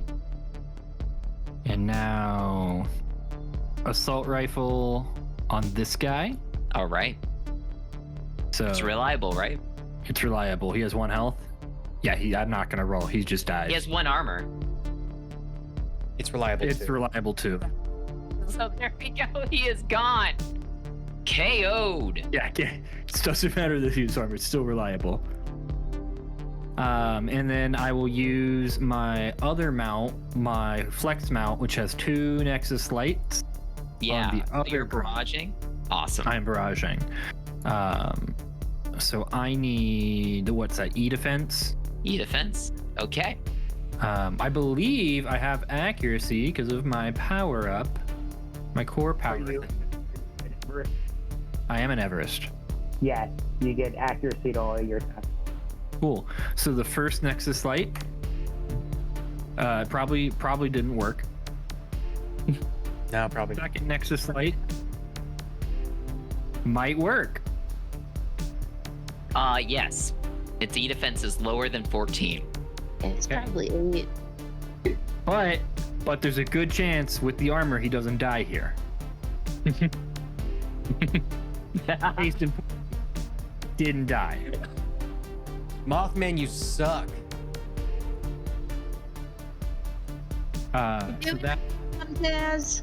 So that's a bummer. So then I'm gonna move back over here, and I only need to communicate with El Diablo, Yeah. So I'm gonna use a free action. Is the guy you hit within range of my turret? Because this is a new round, right? Well, the guy hit was dead. Oh wait, no, the second guy. I believe line of sight is blocked. 13 hexes away anyway. Yeah. Yeah, your line of sight's blocked. So I will use my method of communication with El Diablo to communicate and issue a command of like, hey, good job on that. Go fuck up the other dude behind him now. You should hit his mortar thing too. Who are you telling that? El Diablo. El So El Diablo has another. Wait, El Diablo was getting was basking in his awesomeness, and then was not paying attention. I'm issuing a command saying that you did such a good job listening to me last time and taking out that Rainmaker's missiles. You should do the same thing on the Rainmaker behind him. Yep. Roger. We'll do that.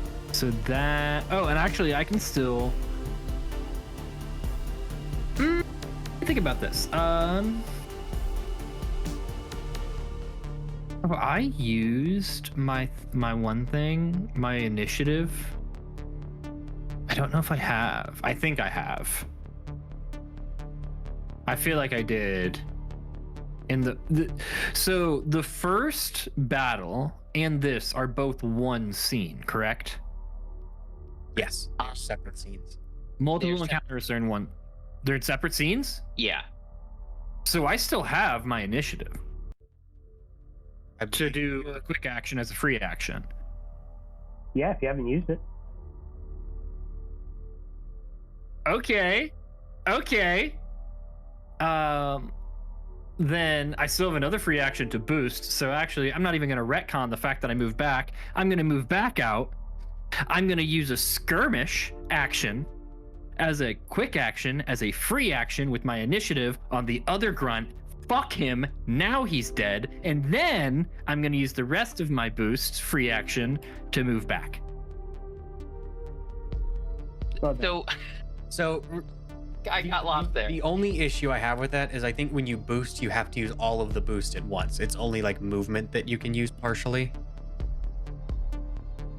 Okay, that's fine. Then I'll not. And you can retcon that you didn't move. Yeah.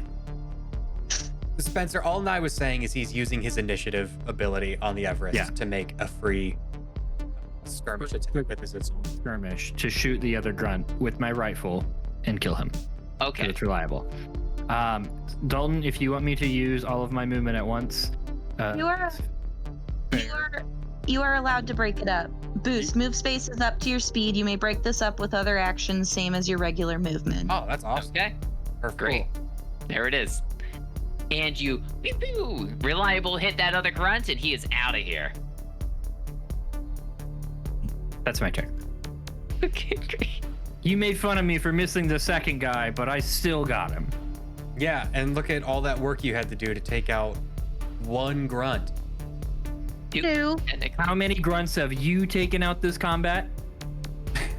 I mean, none, because I've been taking out way bigger deals over here. 4, 5. You have fun with that crane for half the time we've been fighting? Wait, I have a question. Yeah. If I have a threat of 3, do I get to attack if he moves from here to here? You're talking about the Ronin? It's only when they're within the threat and start a movement. So, like, when they're first entering threat. Here, right? Because this would be 3. No, so sorry. When they start movement when in threat. So I think it's specifically how it's worded is that not when they first move in, but if they do like another movement while within threat. Oh, okay. Yeah. So they have to start like a brand new movement. Mm-hmm. That's not part of another movement. Okay. Let's see here. All right. Well, what's he doing? Is he slapping me? He is going to be slapping you. Bad move. So the trigger for Overwatch, a hostile character starts any movement, including boost and other actions inside one of your weapons threat. I don't know. You rule it. You said no dice, so I don't that's fine. think so. Does that mean for shotguns, if they get closer to you? That was like what I your thought. Overwatch? Shotgun is for. Isn't it?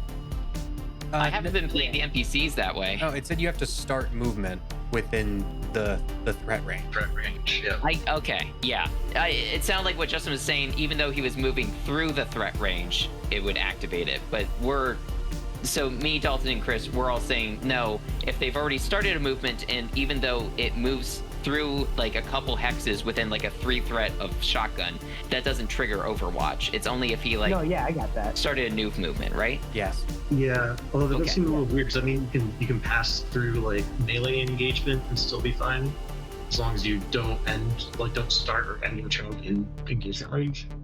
Yeah. Your turn, your movement stops if Oh, you it engage stops. someone. Gotcha. Okay, so it is specifically like ranged threat weapons. Makes sense. Okay. Okay. So he's gonna use his carbon fiber sword against you, Justin, and he has +2 to his attack and +1 accuracy. So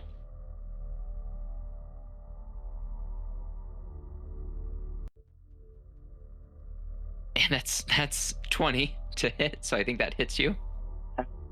He does 6 kinetic damage as he sinks in this damage into ya. And that is the Ronin's turn. Ooh, that's extra damage for me. Oh, it is? Oh boy. Yeah. Roll on that table.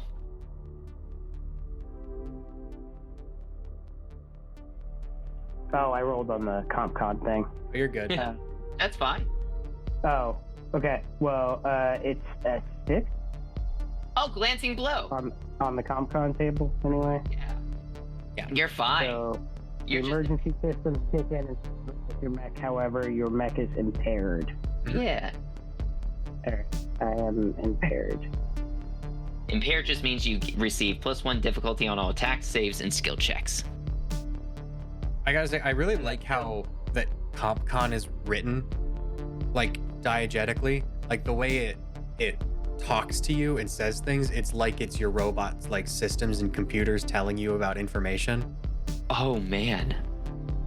It's a really cool. Yeah, I like this as an online. This is a really cool online character feat. That's so cool. Okay. So that Ronin just went.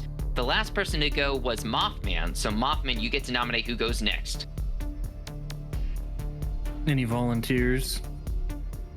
Anyone that wants to be nominated?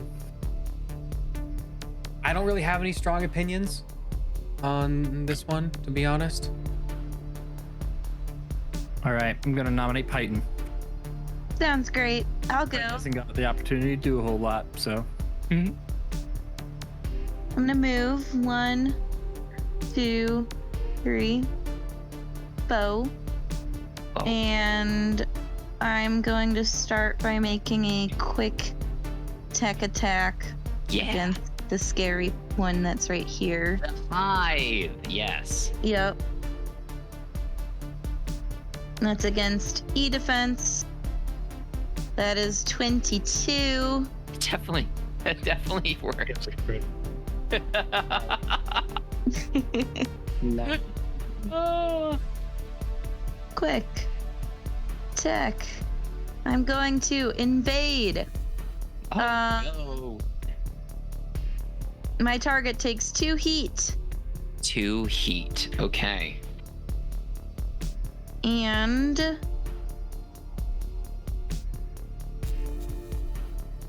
because of my feature as the Chomalungma, I get to automatically scan it. Yep. All right. This hive currently only has 9 health left, has no structure, no armor. Its main weapon is the Hunter Killer Nexus, which is a smart seeking weapon that does 3 burn damage at a range of 3 +2 attack bonus. it has these razor swarms up currently where Dalton and Hailstorm's turret is at, which does the 2 burn when they start their turn in the round, at least partially within the area or move into it the first time. But that's a recharge ability and it has to roll a 4 above that. It's also been mainly using a Seeker Cloud attack, which is a cone of 5. It does 3 kinetic damage, and it gets +1 attack bonus and +1 accuracy, and it uses that to gain lock on to a target, and is against everybody's E defense. So, and that lock on's been used by the Rainmaker to do like extra like armor piercing attacks and stuff. It also has a quick attack drone barrage, which is a quick attack which it immobilizes and impairs a person or immediately moves them 5 spaces in a direction chosen by the hive. And then they have Driving Swarm, which whenever characters take burn from a Razor Swarm, they must succeed on system saves or immediately move 4 spaces in a direction chosen by the hive after taking damage. This movement ignores engagement and does not provoke reactions. So. Cool. I'm gonna quickly radio over to Backfire and be like, Backfire, would you like this hive pushed towards or away from you?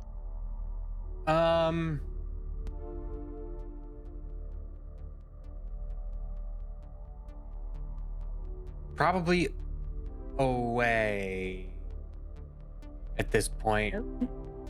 I like the concept of being in middle of combat and Backfire's like,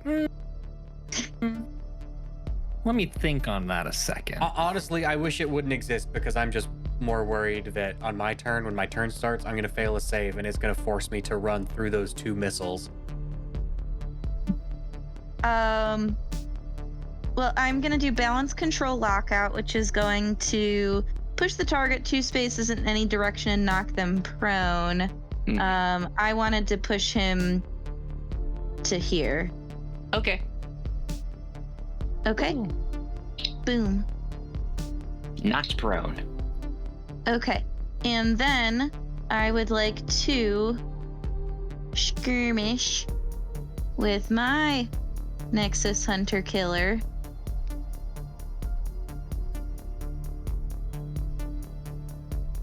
Which is just a flat D20.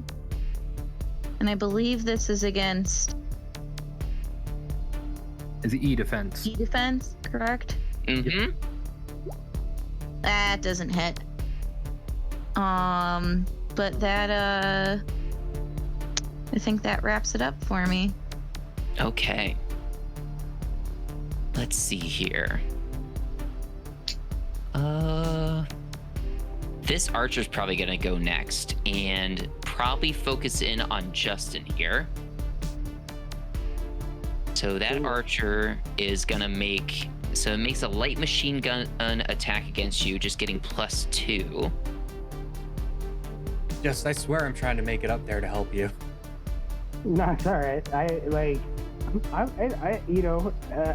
I'm hurt a little bit, but I rolled good on the stabilized check, so I didn't have to throw out any of my weapons. I still got an integrated mount charge left, and I got shotgun and heavy blade ready to go for Does a 9 hit your evade, Justin? Does a 9 hit my evade? Yes. I think so. Yeah. Okay, then you take 5 kinetic damage from this light machine gun this archer attacks you with as he skirmishes you. He is then going to suppress, so he uses his quick action to suppress you. And basically, you gain the moving target reaction. Okay. And that lasts until you damage the archer, you leave the archer's line of sight, the archer is stunned, jammed, or destroyed, or the archer chooses a new target, or it ends it. And basically, when you move, when you start to move, it interrupts you. Stun? Yes. Okay. It's a reaction. Okay, cool. It basically, if you move, the archer will interrupt you with a single weapon attack. So. And that's the archer's turn. So, wait, and how long am I stunned? No, you're not stunned. I was saying that it basically, all it's doing is it's kind of marking you right now. If you move, it will attack you. But that will stop if the archer is stunned. You're not stunned. Oh. Yeah. So I have to attack the archer. If you want to get rid of the moving target. It's just marking you right now that if you do any movement, it will attack you.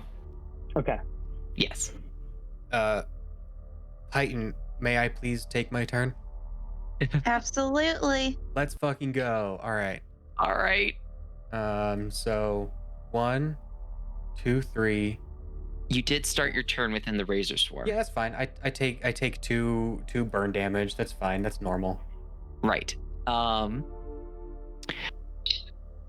you climbing over those things? Huh? Yeah. When you take burn from a razor swarm, you must succeed. Did you roll a system save? It's that or immediately move 4 spaces in a direction chosen by the hive. Sorry, what's the rule?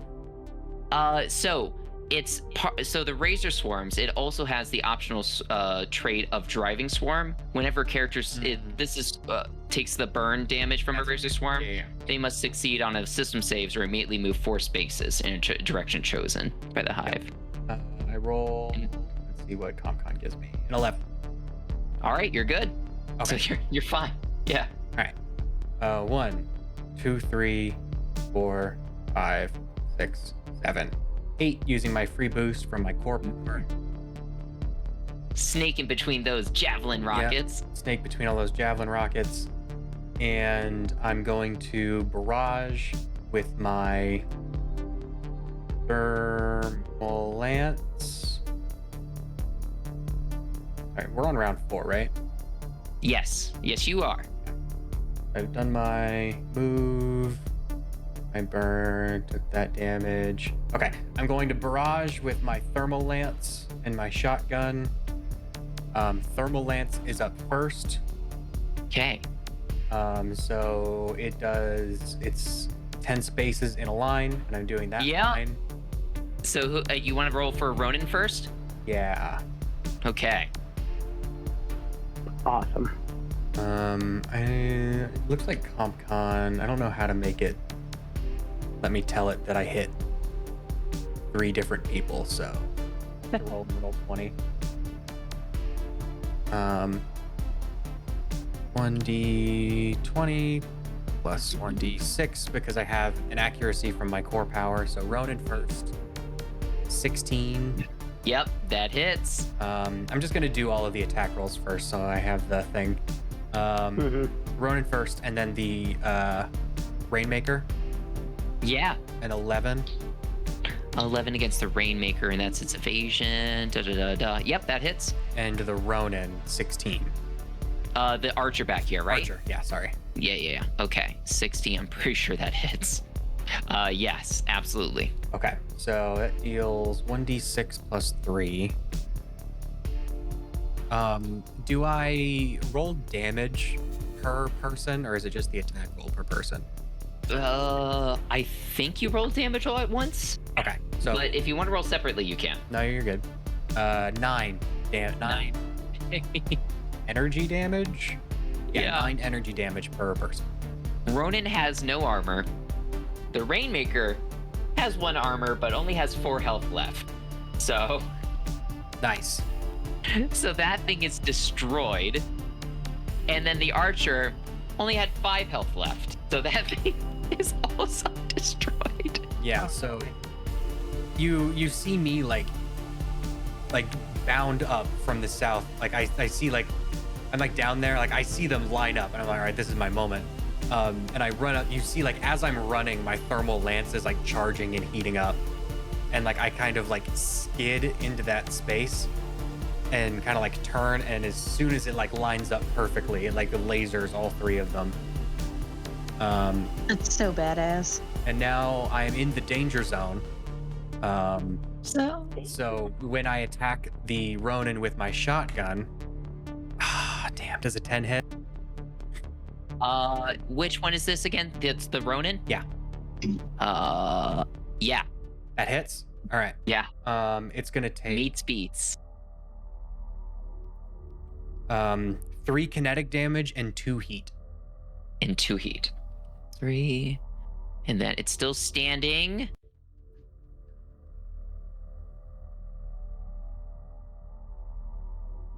All right. And it's fine on the heat, but it's not looking great. Cool. Yeah. I think that's it for me. Big turn for backfire, laying it down. So, I think, yeah, the hive already went because it put down that yeah, the only thing that has to go left is the Rainmaker up here. So, it's an elite, so it gets 2 turns. So first off, all of its guys go away. So let's go ahead and get rid of those. Heads up, Spencer. I did pass my engineering check on the burn. Burn. Oh, okay, so it goes away. Great. 1, 2,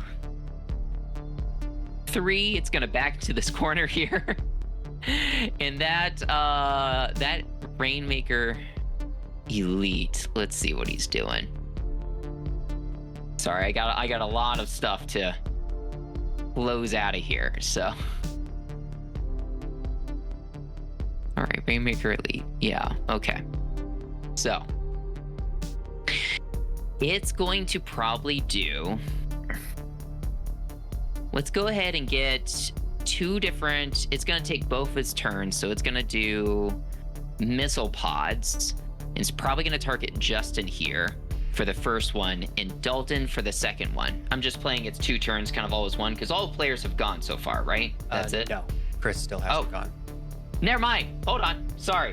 I didn't mean to overshoot you, Hailstorm. The Rainmaker is gonna just do its first turn and just do its first missile pod at Justin real quick. So sorry about that. Before we keep going, I did want to ask. Yeah. Mothman and Hailstorm, have either of you guys used your reaction on your turrets yet? Yes, I have. I this turn now. Do you want to use it when I attacked the Ronin with my shotgun? Yeah. Yeah. Sure. So it just takes 3 kinetic. Reconnect. It's still up. Damn it. But it's not looking great. I knew we were close. I just didn't. We were in 3 or not. So yeah, so the Ronin, or sorry, the Rainmaker, it's gonna do its missile pod attack against El Diablo. Let's see here. It is +2 to the attack.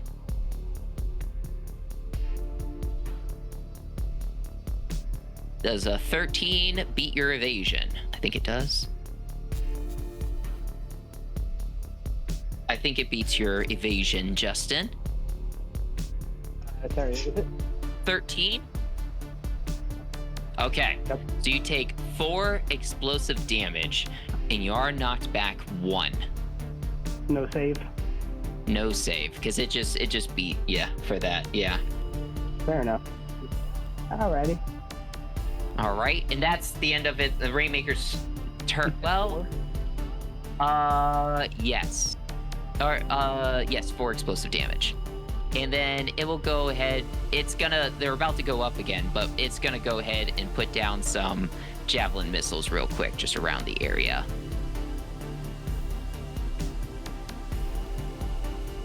5, 6. There we go. Okay. All right.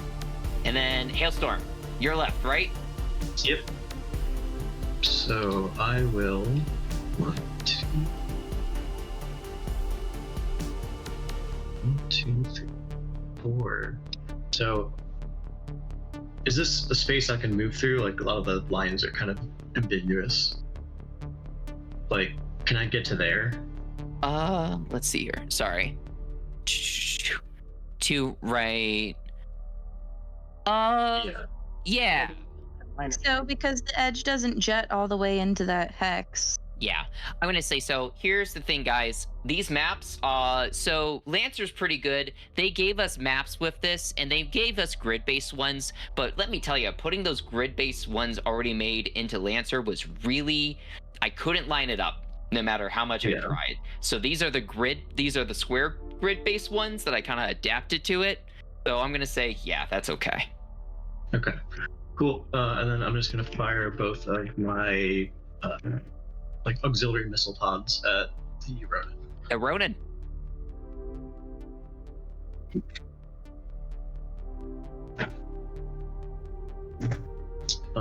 So I have accuracy for.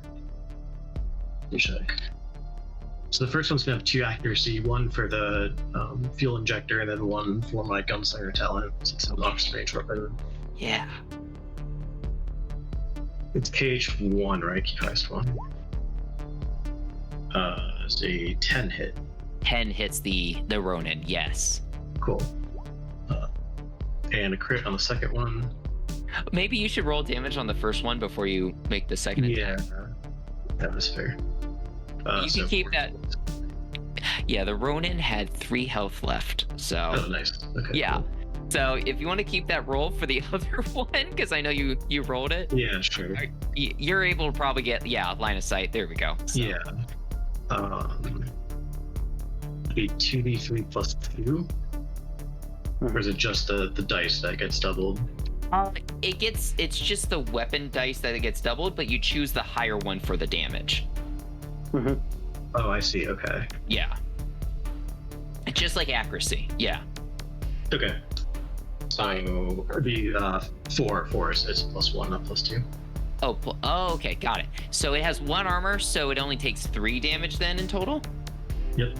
All right, so it's standing strong, but it's definitely backing up to the corner, firing javelin rockets, trying to like get you guys with as much damage before it kind of gets away. So. Yep. That's the turn. All right, now all the pilots have gone, correct? So the only thing that it's left is the Rainmaker's second turn, which it's gonna focus in on Dalton. Backfire, sorry. And backfire, so I want to double check. I'm pretty sure lock on doesn't expire, right? That stays on until it's consumed. Yeah. Okay. I'm assuming that just because like we killed the person that did the lock on, it's still on. Okay. I don't know. I think it should be, yeah. So we're saying it should still be on? Yeah, because you can clear it by stabilizing, but that's like the only way you can like self-clear it. Oh, wait, was it on you when you stabilized earlier, Dalton? I think it was. So we could say that you cleared it with that. Yeah, if it was, was it on me? I think so. I think it was on me from the beginning, yeah. Okay. Yeah. If it was on me from the beginning, then yes. You would have cleared that as a status. Stabilizing is the first thing I did Cool. today. Yeah, I was just double checking that because it's shooting missile pods, and it would just gain smart seeking and armor piercing, which I don't think would have changed that much, but I just wanted to double check. Yeah. So I gotta say, I'm watching Gundam 00, and one of the characters' names is Lock On, and this is really like hurting my brain. trying to separate it. One of the Haros, it's like it says his name all the time, and it uses such a weird voice to do it. I can only hear that little. Lock on. Yeah, I can only hear that little sphere going, lock on, lock on. Oh, I love it. Okay, so I think a 15 does hit you. Yeah. Okay, it does 4 explosive damage and knocks you back 1.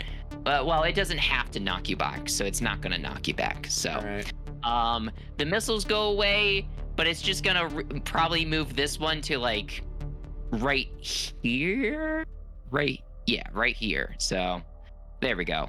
And then it ends its turn, and we go back at the beginning of the 5th round now, right? 5th round. Yep.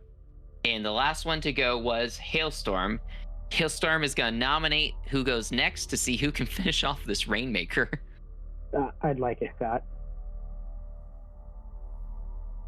Go. I mean, it's up to Hailstorm. Maybe Hailstorm wants the glory, or I don't think he can.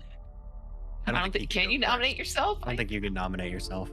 I'm fine with it. If you're like, no, I can do it this turn, like, all right, cool, great, do that. No, I have a problem with someone nominating themselves. I don't have a problem with it. I don't either. all right. You know what? Fine then. In that case, I got bullied earlier, so I'll take my revenge by starting off both my RPGs. All right. Those are haven't moved yet. Let's see.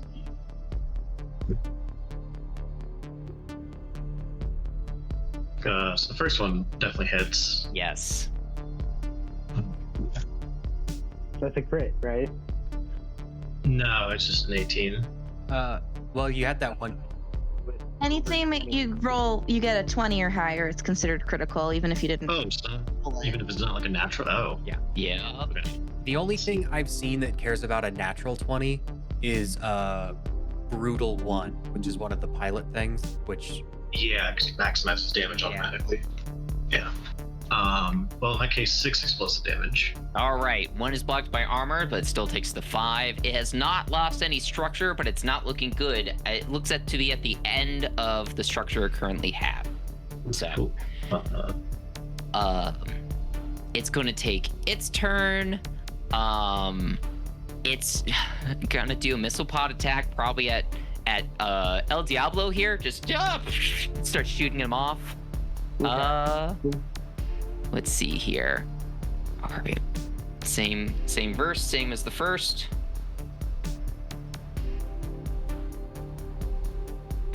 Am I still impaired? you're impaired until the end of your next turn Yes. when you do that system thing. So if you've had your turn since,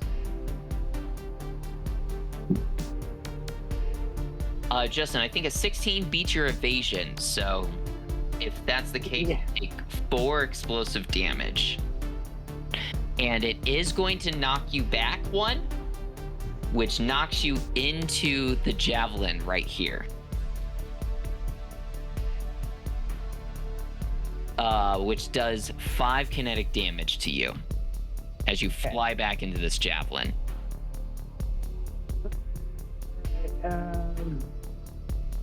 Let's roll. All right, first one. Oh, a 6.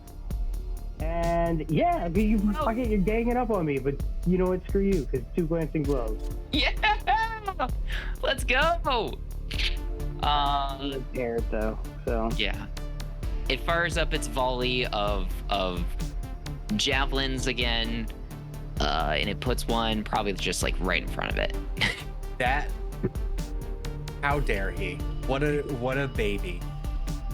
And then that's its turn. So whoever wants to go next, or I'm sorry, yeah. I am interested in going next so that I can go before the hive can stand up, because then I can immobilize him.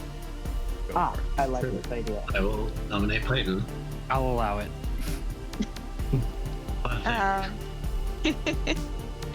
So I am going to take a quick tech attack to attempt to invade. Because he's prone, I get +1 accuracy, including tech attacks.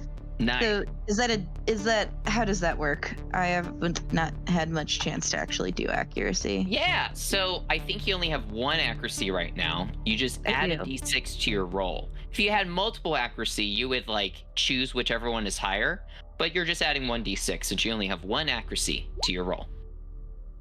21. Nice. There you go. You're good. Oh, All right. yay! So I am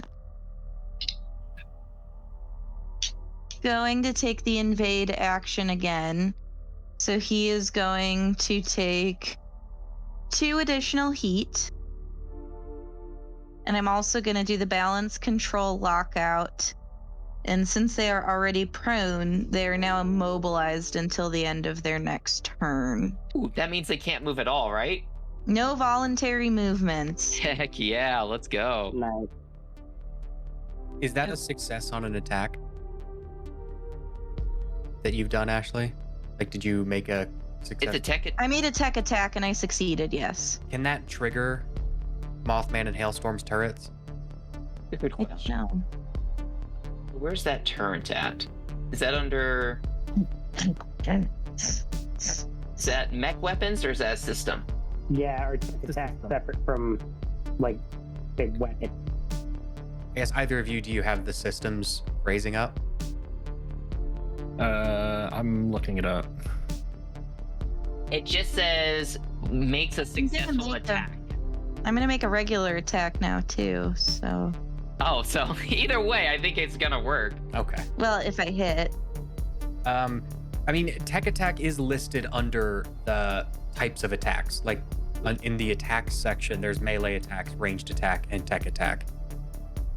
So I would assume that a tech attack would work. Yeah. And if that's the case, I would maybe suggest that Mothman and Hailstorm both say, "Let's have our turrets fire on this poor little robot." Do we up to them. do we think we need to finish the hive before the other ones out of reach? No, I think we should focus on the not incapacitated opponent. Yeah, but He's already turn gone. range unless there's Yeah, closer. you Well, go ahead. He has 2 turns, but He has yeah. 1 turn more. Yeah, I'll just use mine on the hive then to take All an right. extra 3. Extra 3. Okay, still up. All right. 17 Yeah. against evasion. Yep. And I believe because he's prone, there's. Yeah, it's just a Did you- +1. Accuracy. Well, you already. So that's with my Nexus. Oh, it's actually against his E defense. Because it's with my Nexus Hunter. It Kill would it. have made a difference. Either way, it hits, right? Yeah. Okay. Great. So that's going to be 1d6 kinetic damage.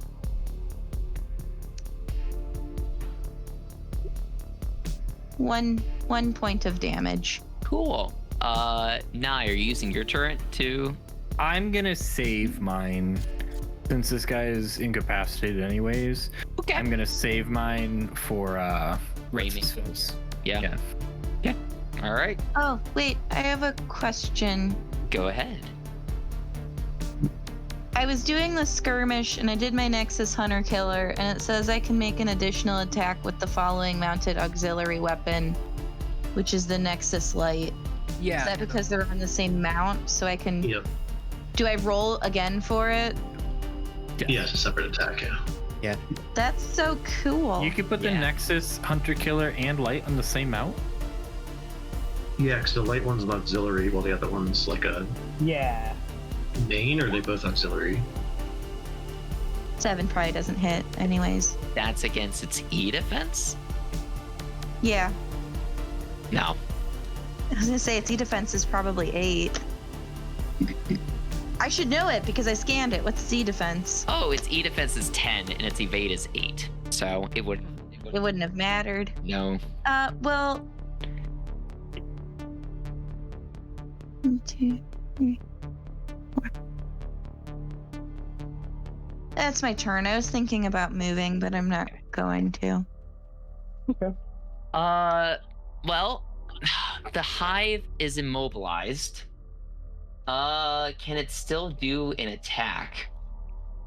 It cannot make any voluntary movements. Movement, but that's not an attack. Yeah, I don't know. It's prone. Can it attack from prone? Yeah. Prone, you are slowed and count as moving in Yeah. difficult terrain. Yeah, it just can't move. You locked it down there, but it is gonna still do an attack. So let's see here. It's just gonna attack you with its Hunter Killer Nexus. And it's a +2 attack, okay? And that is against your E defense, because it's a smart weapon. Aw, that's gonna hit. Okay, you take 3 burn damage. It's then going to make a quick tech attack against you. And, well, actually, let's see if it recharges its Razor Swarms. It does. So instead, it makes another Razor Swarm on you, Ash. And what this does is basically when you start your turn within this like circle here, you take 2 burn damage, and you have to make a system saves or be pushed in a direction. So, For my con purposes, should I click end turn and then do the 3 burn, or do the 3 burn and then click end turn? I don't think you do it yet because you haven't started. When you start your turn. he did get 3 burn on her. I got 3 burn already from Gotcha. other stuff. Then you take the damage at the end of your turn, and then you roll the hull save to see if you clear it. Mhm. I guess I'm asking, when am I rolling the hull save? Do I roll that At the end of your Now. turn. When it's your turn. the next Not- turn? Yes. Yeah, it's not your turn right now. Yeah. Okay. Yep. Okay. And that is the hive. It's done. So, Who's left to go? I haven't gone for us. It's And I haven't gone either. So we've got 3 folks for you to pick and from. I think Python just went, right? So she gets to nominate who goes next. I think Who's gonna you got 3 good the options. big scary person? I'm ready to dish out some heavy damage. Yeah, I think Get it, Justin. Get it back, or El Diablo. So El Diablo is gonna boost and go 1, 2, 3, 4, and use 1 square of their. So actually, instead, I'm gonna use my. I'll use my whatever movement. I guess it doesn't really matter, but I'm gonna use my boosters to hop on the other side here. Okay. All right. So like, The Rainmaker is shaking up in and its boost metallic over. legs. and I am going to use.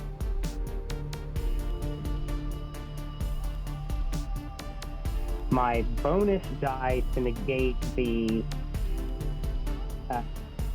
whatchamacallit, difficulty. the difficulty die. Thank you. And I will still enjoy 1 more accuracy die. Yeah. You're welcome. Thank you.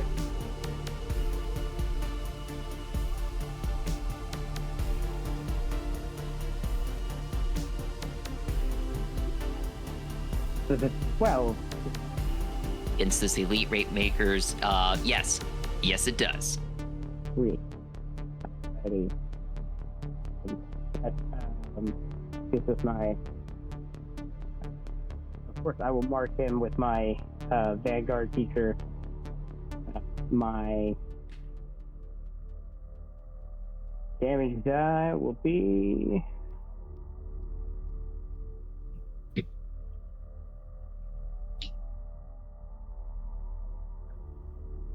Oh. Well, it'll still be 4. I don't know why I didn't add the whatever, but 4 damage in total. yeah. Okay. 1 is blocked by armor, but it only had 2. No, that's armor left. piercing. That's armor piercing. Oh, great. Okay. Well, it only had 2 left for this structure, so it's going to take that first 2 damage. And let's see. Let's roll on structure. Sorry.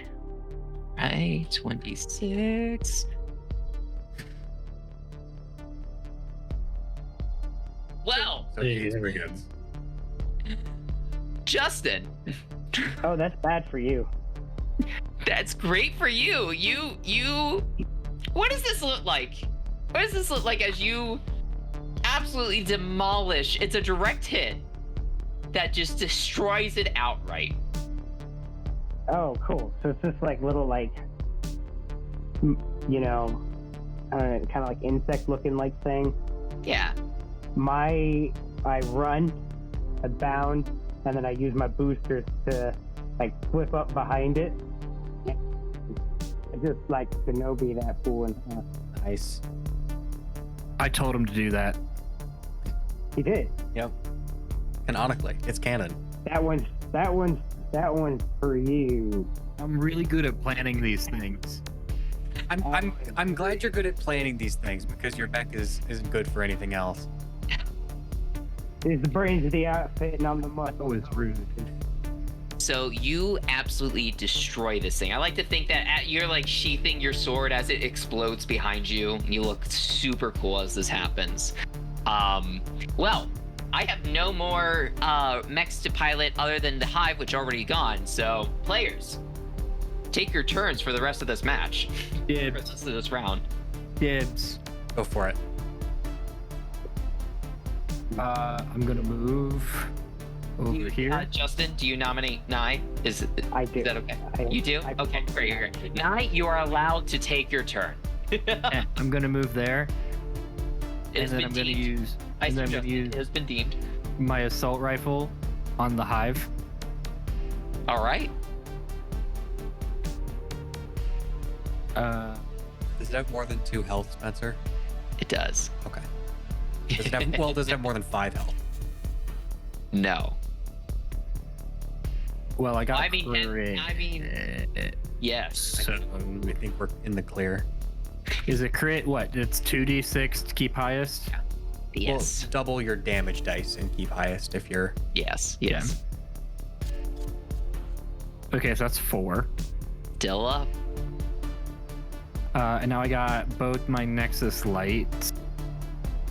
So this is E defense. The first one is an 8 hit. Against the Hive, no, its E defense is 10. Nye, are you allowed to use? Okay, we're good. Am I allowed to what? I was like, you could just use your reaction on your turret from that first hit.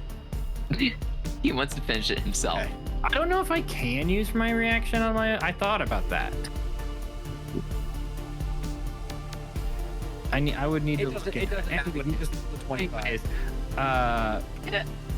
well, it might matter because the Nexus Light isn't that good. So even with the crit, he'll take another 3 damage. Is he up? Yeah, it had 1 health left. Okay, cool. So what does this look like, Nye, as you finish this battle? Mumtaz is a little peeved because he was just blatantly insulted by Backfire. Backfire came out and said, your mech's not good for anything else. So I came out guns blazing and light the fuck up out of the guy that's left. It's all part of my motivational strategy. It's how I get people going. Right. Let's Right. I also like to imagine I'm just like picking on like the crippled kid at this point. Like he's the last guy left. He's on the ground, and I'm way too excited Oh, for man. taking him out. So- Because usually I'm not taking people out. I'm like telling other people to take people out. I didn't even need to extend it. You guys finished, you got the bonus objective before, you defeated all the mechs on the battlefield before the end of the 5th round. As you kind of finish off this last mech, more drop ships coming from the UNSC CV Rio Grande come in and fly overhead, marking a safe path directly to forward operating base Saber, and you can see in the distance like they start landing and more reinforcements are coming in than ever before, without any threat of strikes from below. More reinforcements than before, so a non-zero amount. Yeah. And with that, let's go ahead and take a quick break, and we'll come back and kind of finish out this session with like you guys getting to the base and what all's gonna happen there and everything. So yeah, so let's go ahead and take that break, and we'll be right back, so don't go away. All right. We'll be right back. Cool. Hey there, everyone! Welcome back to the ABCs of RPGs, where we teach you the basics of tabletop role-playing games.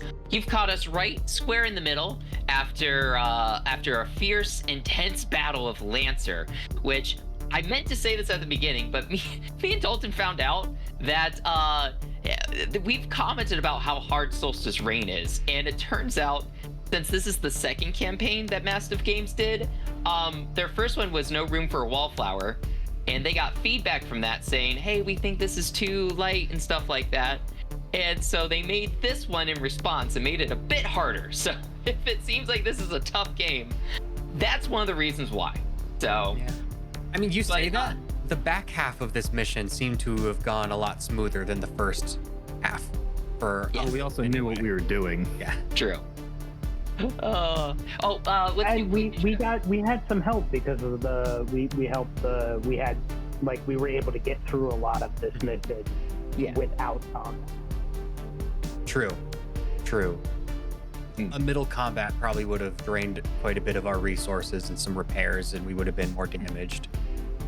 And that's one of the things that I think I talked about before is that like I wanted to show off the extended skill challenge mechanic, which is why we did that. But yeah, so sorry, we should have introduced ourselves once again. I'm Spencer. We can just go around. Yeah, I'm Dalton. I'm playing Kish Lark, codename Backfire. Justin. I'm Justin. I'm playing Rico Manitoba, call sign El Diablo. Chris. I'm Chris, playing Cape Raccoon, codename Hailstorm. Ashley. Hi, I'm Ashley. She, her pronouns, playing Spike Ivanovich, call sign Python, also she, her pronouns, and Michael. Hey, I'm Mike, playing Mumtaz Kakmak, aka Mothman. All right. Where we last left off, technically the third combat, the downpour combat, you guys just finished it up. You cleared out the rainmakers that were shooting down your dropships coming from from the UNSCV Rio Grande. They were able to make a safe path in to forward operating base Saber, and they are able to safely land. And you see reinforcements safely landing in and coming in steadily at a pace now. You guys, it's not a far trek. You make a trek all the way to forward operating base Saber. So let me go ahead. Did that drag you on? Hold on. There we go. That should have changed it. Do you guys see the new map? Yes, sir. All right. I see an image that we can't move on. That classifies as a map. That's what it is. It's a picture. It's forward operating base Saber. That's what it is. Okay. Let me read. I have a question before we move sure. on. Go ahead. So we ended combat, correct? Yes. Yeah. I had sustained 3 burn damage. And do I still need to make like an engineering check? No. Combat's over. That's You're great. good. Yeah. You're not under the stress of combat. You're able to just get out and like pat it down and get rid of the fire. Sounds good. Yeah. You're good. You're fine. So yeah, you're good. And yeah, as long as everybody's mechs is able to move, then you guys kind of stumble your way to forward operating base Saber, which is just a short hike past this train depot. Yeah, leave it. We can make a new one. And print another one. I mean, you're not wrong. Anyways. The sun is setting by the time you finally reach the coordinates on your TAC map, within Nova Elysia's industrial district. The sprawling complex is abuzz with activity. People moving pallets of supplies from one area to another, squads of soldiers jogging by on their way to rally points or returning from patrols, industrial cargo loaders trundling along with prefabricated fortification components to shore up perimeter defenses.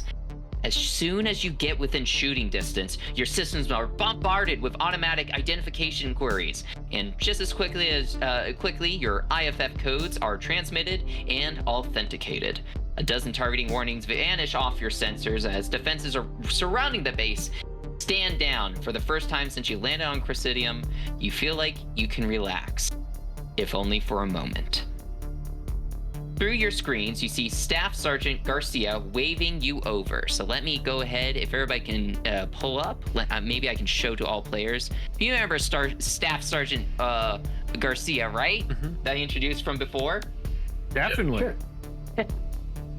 I see you hotshots took the scenic route, but it's good to see you all the same. I've got some units scattered over the city. It's a real hell of a mess.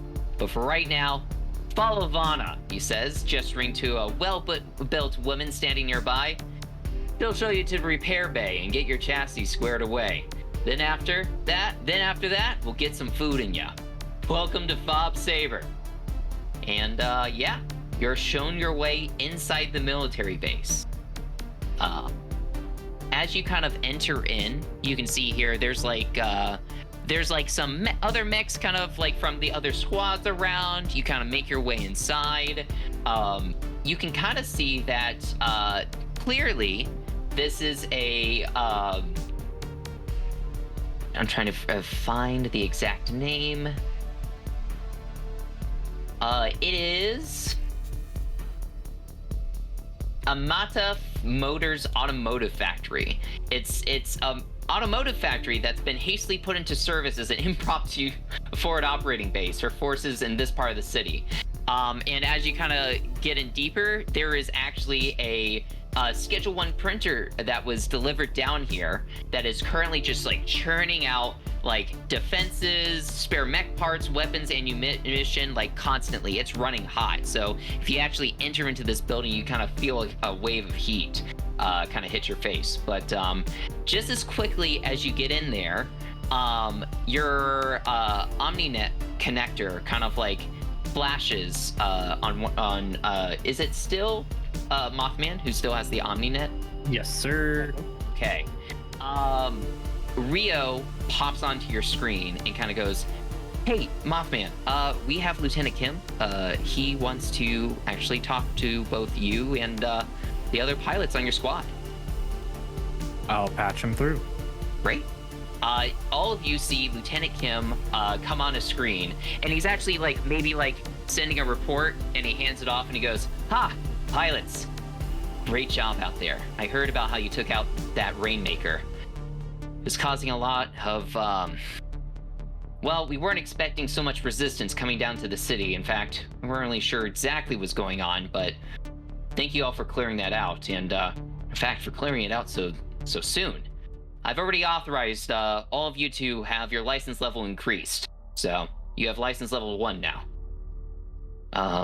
On top of that, I have some additional gear that I'm going to assign to you, but Rio can give you the details. I have to run. Just want to give you a commendation in person. So, good job, pilots. Keep up the good work." And then he just signs off. I'm like already pulling up the internet or whatever the internet equivalent is of the database of all the stuff that I can get permission to use now. Yeah. We'll cover this just real briefly because we're going to go into way more detail next week when we kind of go over, because there's a lot that can kind of happen with this. But basically, for leveling up, if you want to check out the page, it is on page, oh, I had this earlier, 18. Page 18 is going to detail what all you get when you level up. It's +2 to an existing like trigger that you have for your pilot, or a new trigger at +2. You get +1 to a mech skill. You get +1 to a talent rank, or you get to choose a new one or improve an existing one, and +1 to your license rank. An important thing to know about with Lancer, this means you get your first license into one of the 4 manufacturers, which we're going to go into detail next week on our next session. But you won't have access to a new mech, but you are going to have access to new weapons or systems or other cool things that those guys have, which is pretty cool. This is when your mechs start to look a little bit more unique.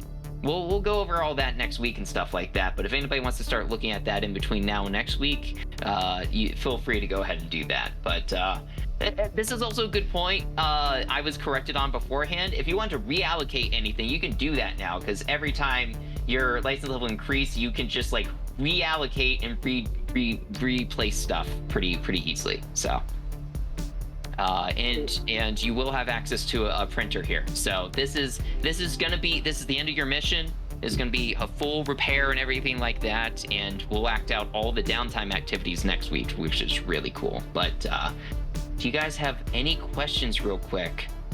Does that mean I can click end mission on CompCon? Yeah. Mm-hmm. Yeah, you can.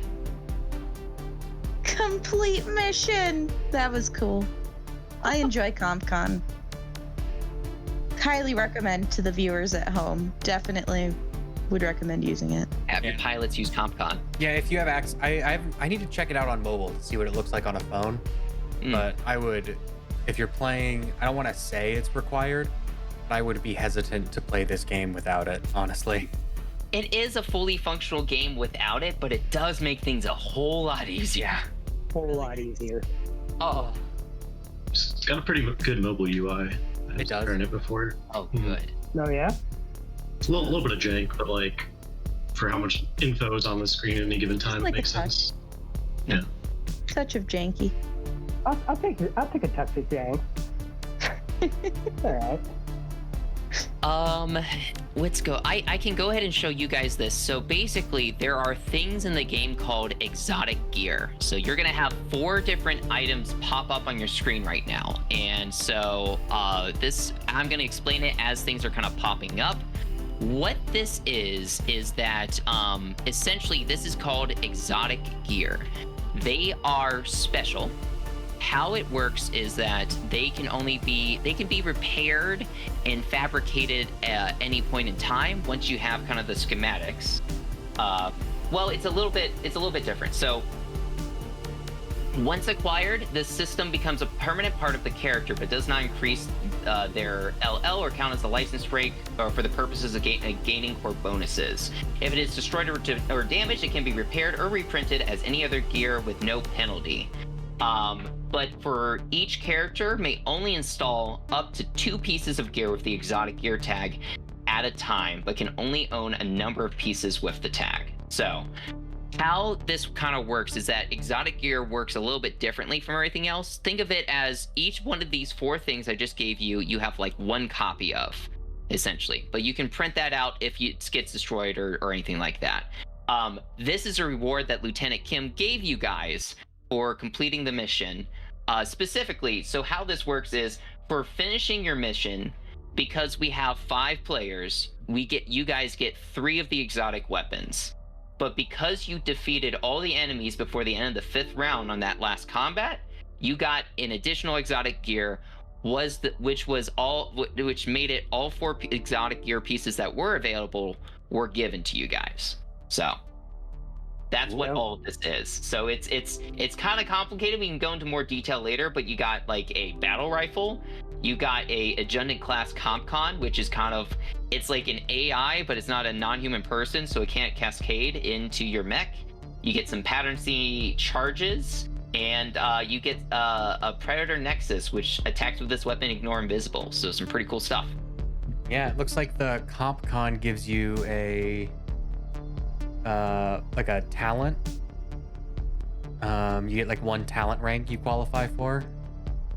No, that's cool. Yeah. The charges is like a smart grenade or a mine. The battle rifle lets you like lock on critical hits and has a longer range on like locked on targets. And the Predator Nexus lets you attack invisible things, which is probably handy. Pretty rad. Yep. Super So- cool. Like there's probably a way in CompCon to add these to your compendium and have access to it. Yeah. They should be in there if you guys put in the LCP file, I would imagine, but we can double check it. I remember seeing like a show exotic gear button somewhere in there. Okay. So yeah, it's just it's kind of weirdly specific how this is work. It kind of marks it down in the campaign that you can really only have like 1 of these guys, but it does specify that if you lose it, you get to reprint it, but you only get like 1. So yeah. So when you say 1, like, does that mean that Between there's all of us? 4 of them, there's 5 of us, so if each of us takes 1, 1 person doesn't get anything? Like, is that what you mean by 1? Yeah. So I can do more research, but it sounds like to me from what I was reading, exotic gear can't be just like all of you can't have a battle rifle. It's like there's only 1 battle rifle, but you can print out that battle rifle if it is destroyed. Okay. From what I was reading, that's what it sounds like it works, but I can double check on those rules. Okay, That makes sense. Yeah. So you have 1 battle rifle you can take in. If one of you wants to take it, you have one of you can use the CompCon, one of you can use the pattern C charges, and one of you can use the Predator Nexus. So I assume Ashley's gonna want the Predator Nexus. Yeah. That probably. does appeal to me if nobody else wanted it. A part of next week's just to kind of prepare you guys. If you want to look ahead, we're gonna be doing. I'll kind of have a lead in. We'll talk about our leveling ups, what we've kind of done, but then we have downtime activity. It's kind of interesting because there's going to be downtime activity, which you guys can go ahead and start reading. It starts on page 53. If you kind of want to look through, there's different downtime activities you can do to gain different reserves, which is like the same thing Nye got at the end of the first combat. Which was that artillery strike. There's different things you can acquire by doing different downtime activities. So if you want to go ahead and kind of look through the downtime activities before next week, there's going to be downtime activities you're going to do in Forward Operating Base Saber, but also there's some nifty tables that I have with the campaign that other activities are going to happen while you're doing stuff around the base. So you can get the reserves that are in the normal downtime activities, which are in the core rulebook. There's like a table you can roll on, but in Solstice Reign, it has its own table of reserves. And that's what I'm probably going to use for this because they're specific to this campaign, which I think is pretty cool. So, but yeah. Dalton, were you going to say something? No, I don't think so. No? Okay, sorry. I just wanted to kind of prep you guys beforehand. Downtime activities is much of that loosey-goosey kind of light role-playing kind of stuff, but the downtime activity you can specifically choose as a pilot to kind of go and do and stuff like that. So, and different downtime activities will get you different reserves. So, yeah. Great. Well, yeah. Anybody have any closing out thoughts? CompCon's amazing. We love CompCon. We love agreed. CompCon. No, I'm ready for attributions and such. Yeah. Very I think cool. Ashley, were you about to say something? No. Okay. We love CompCon. Yeah. We love CompCon. CompCon is life. Here, I'll pull up a list of stuff just so I don't forget. Yeah. Anything to attribute? Yeah. There's going to be a lot of there's 4 different manufacturers and a lot of different mechs you can kind of look through, guys. So if you want to peek through all your options too, there's a lot out there. But like, you can also nail it down to like, if you just want to shoot revolvers, you can do that. If you want to shoot fire, you can do that. Yeah. There's a lot of different, very specific mechs that you can kind of look at as your first level into the different manufacturers is like getting the weapon that the mech that you want uses, and then the third level, or sorry, the second level into it gets you the actual mech like frame that is whatever you're kind of going towards, like the weapon or whatnot. It kind of like gives you the mech that specifically is probably good at doing that. So, All right. Cool. Yeah. Well, thanks to everyone at Massif Press for the game we're playing, Lancer.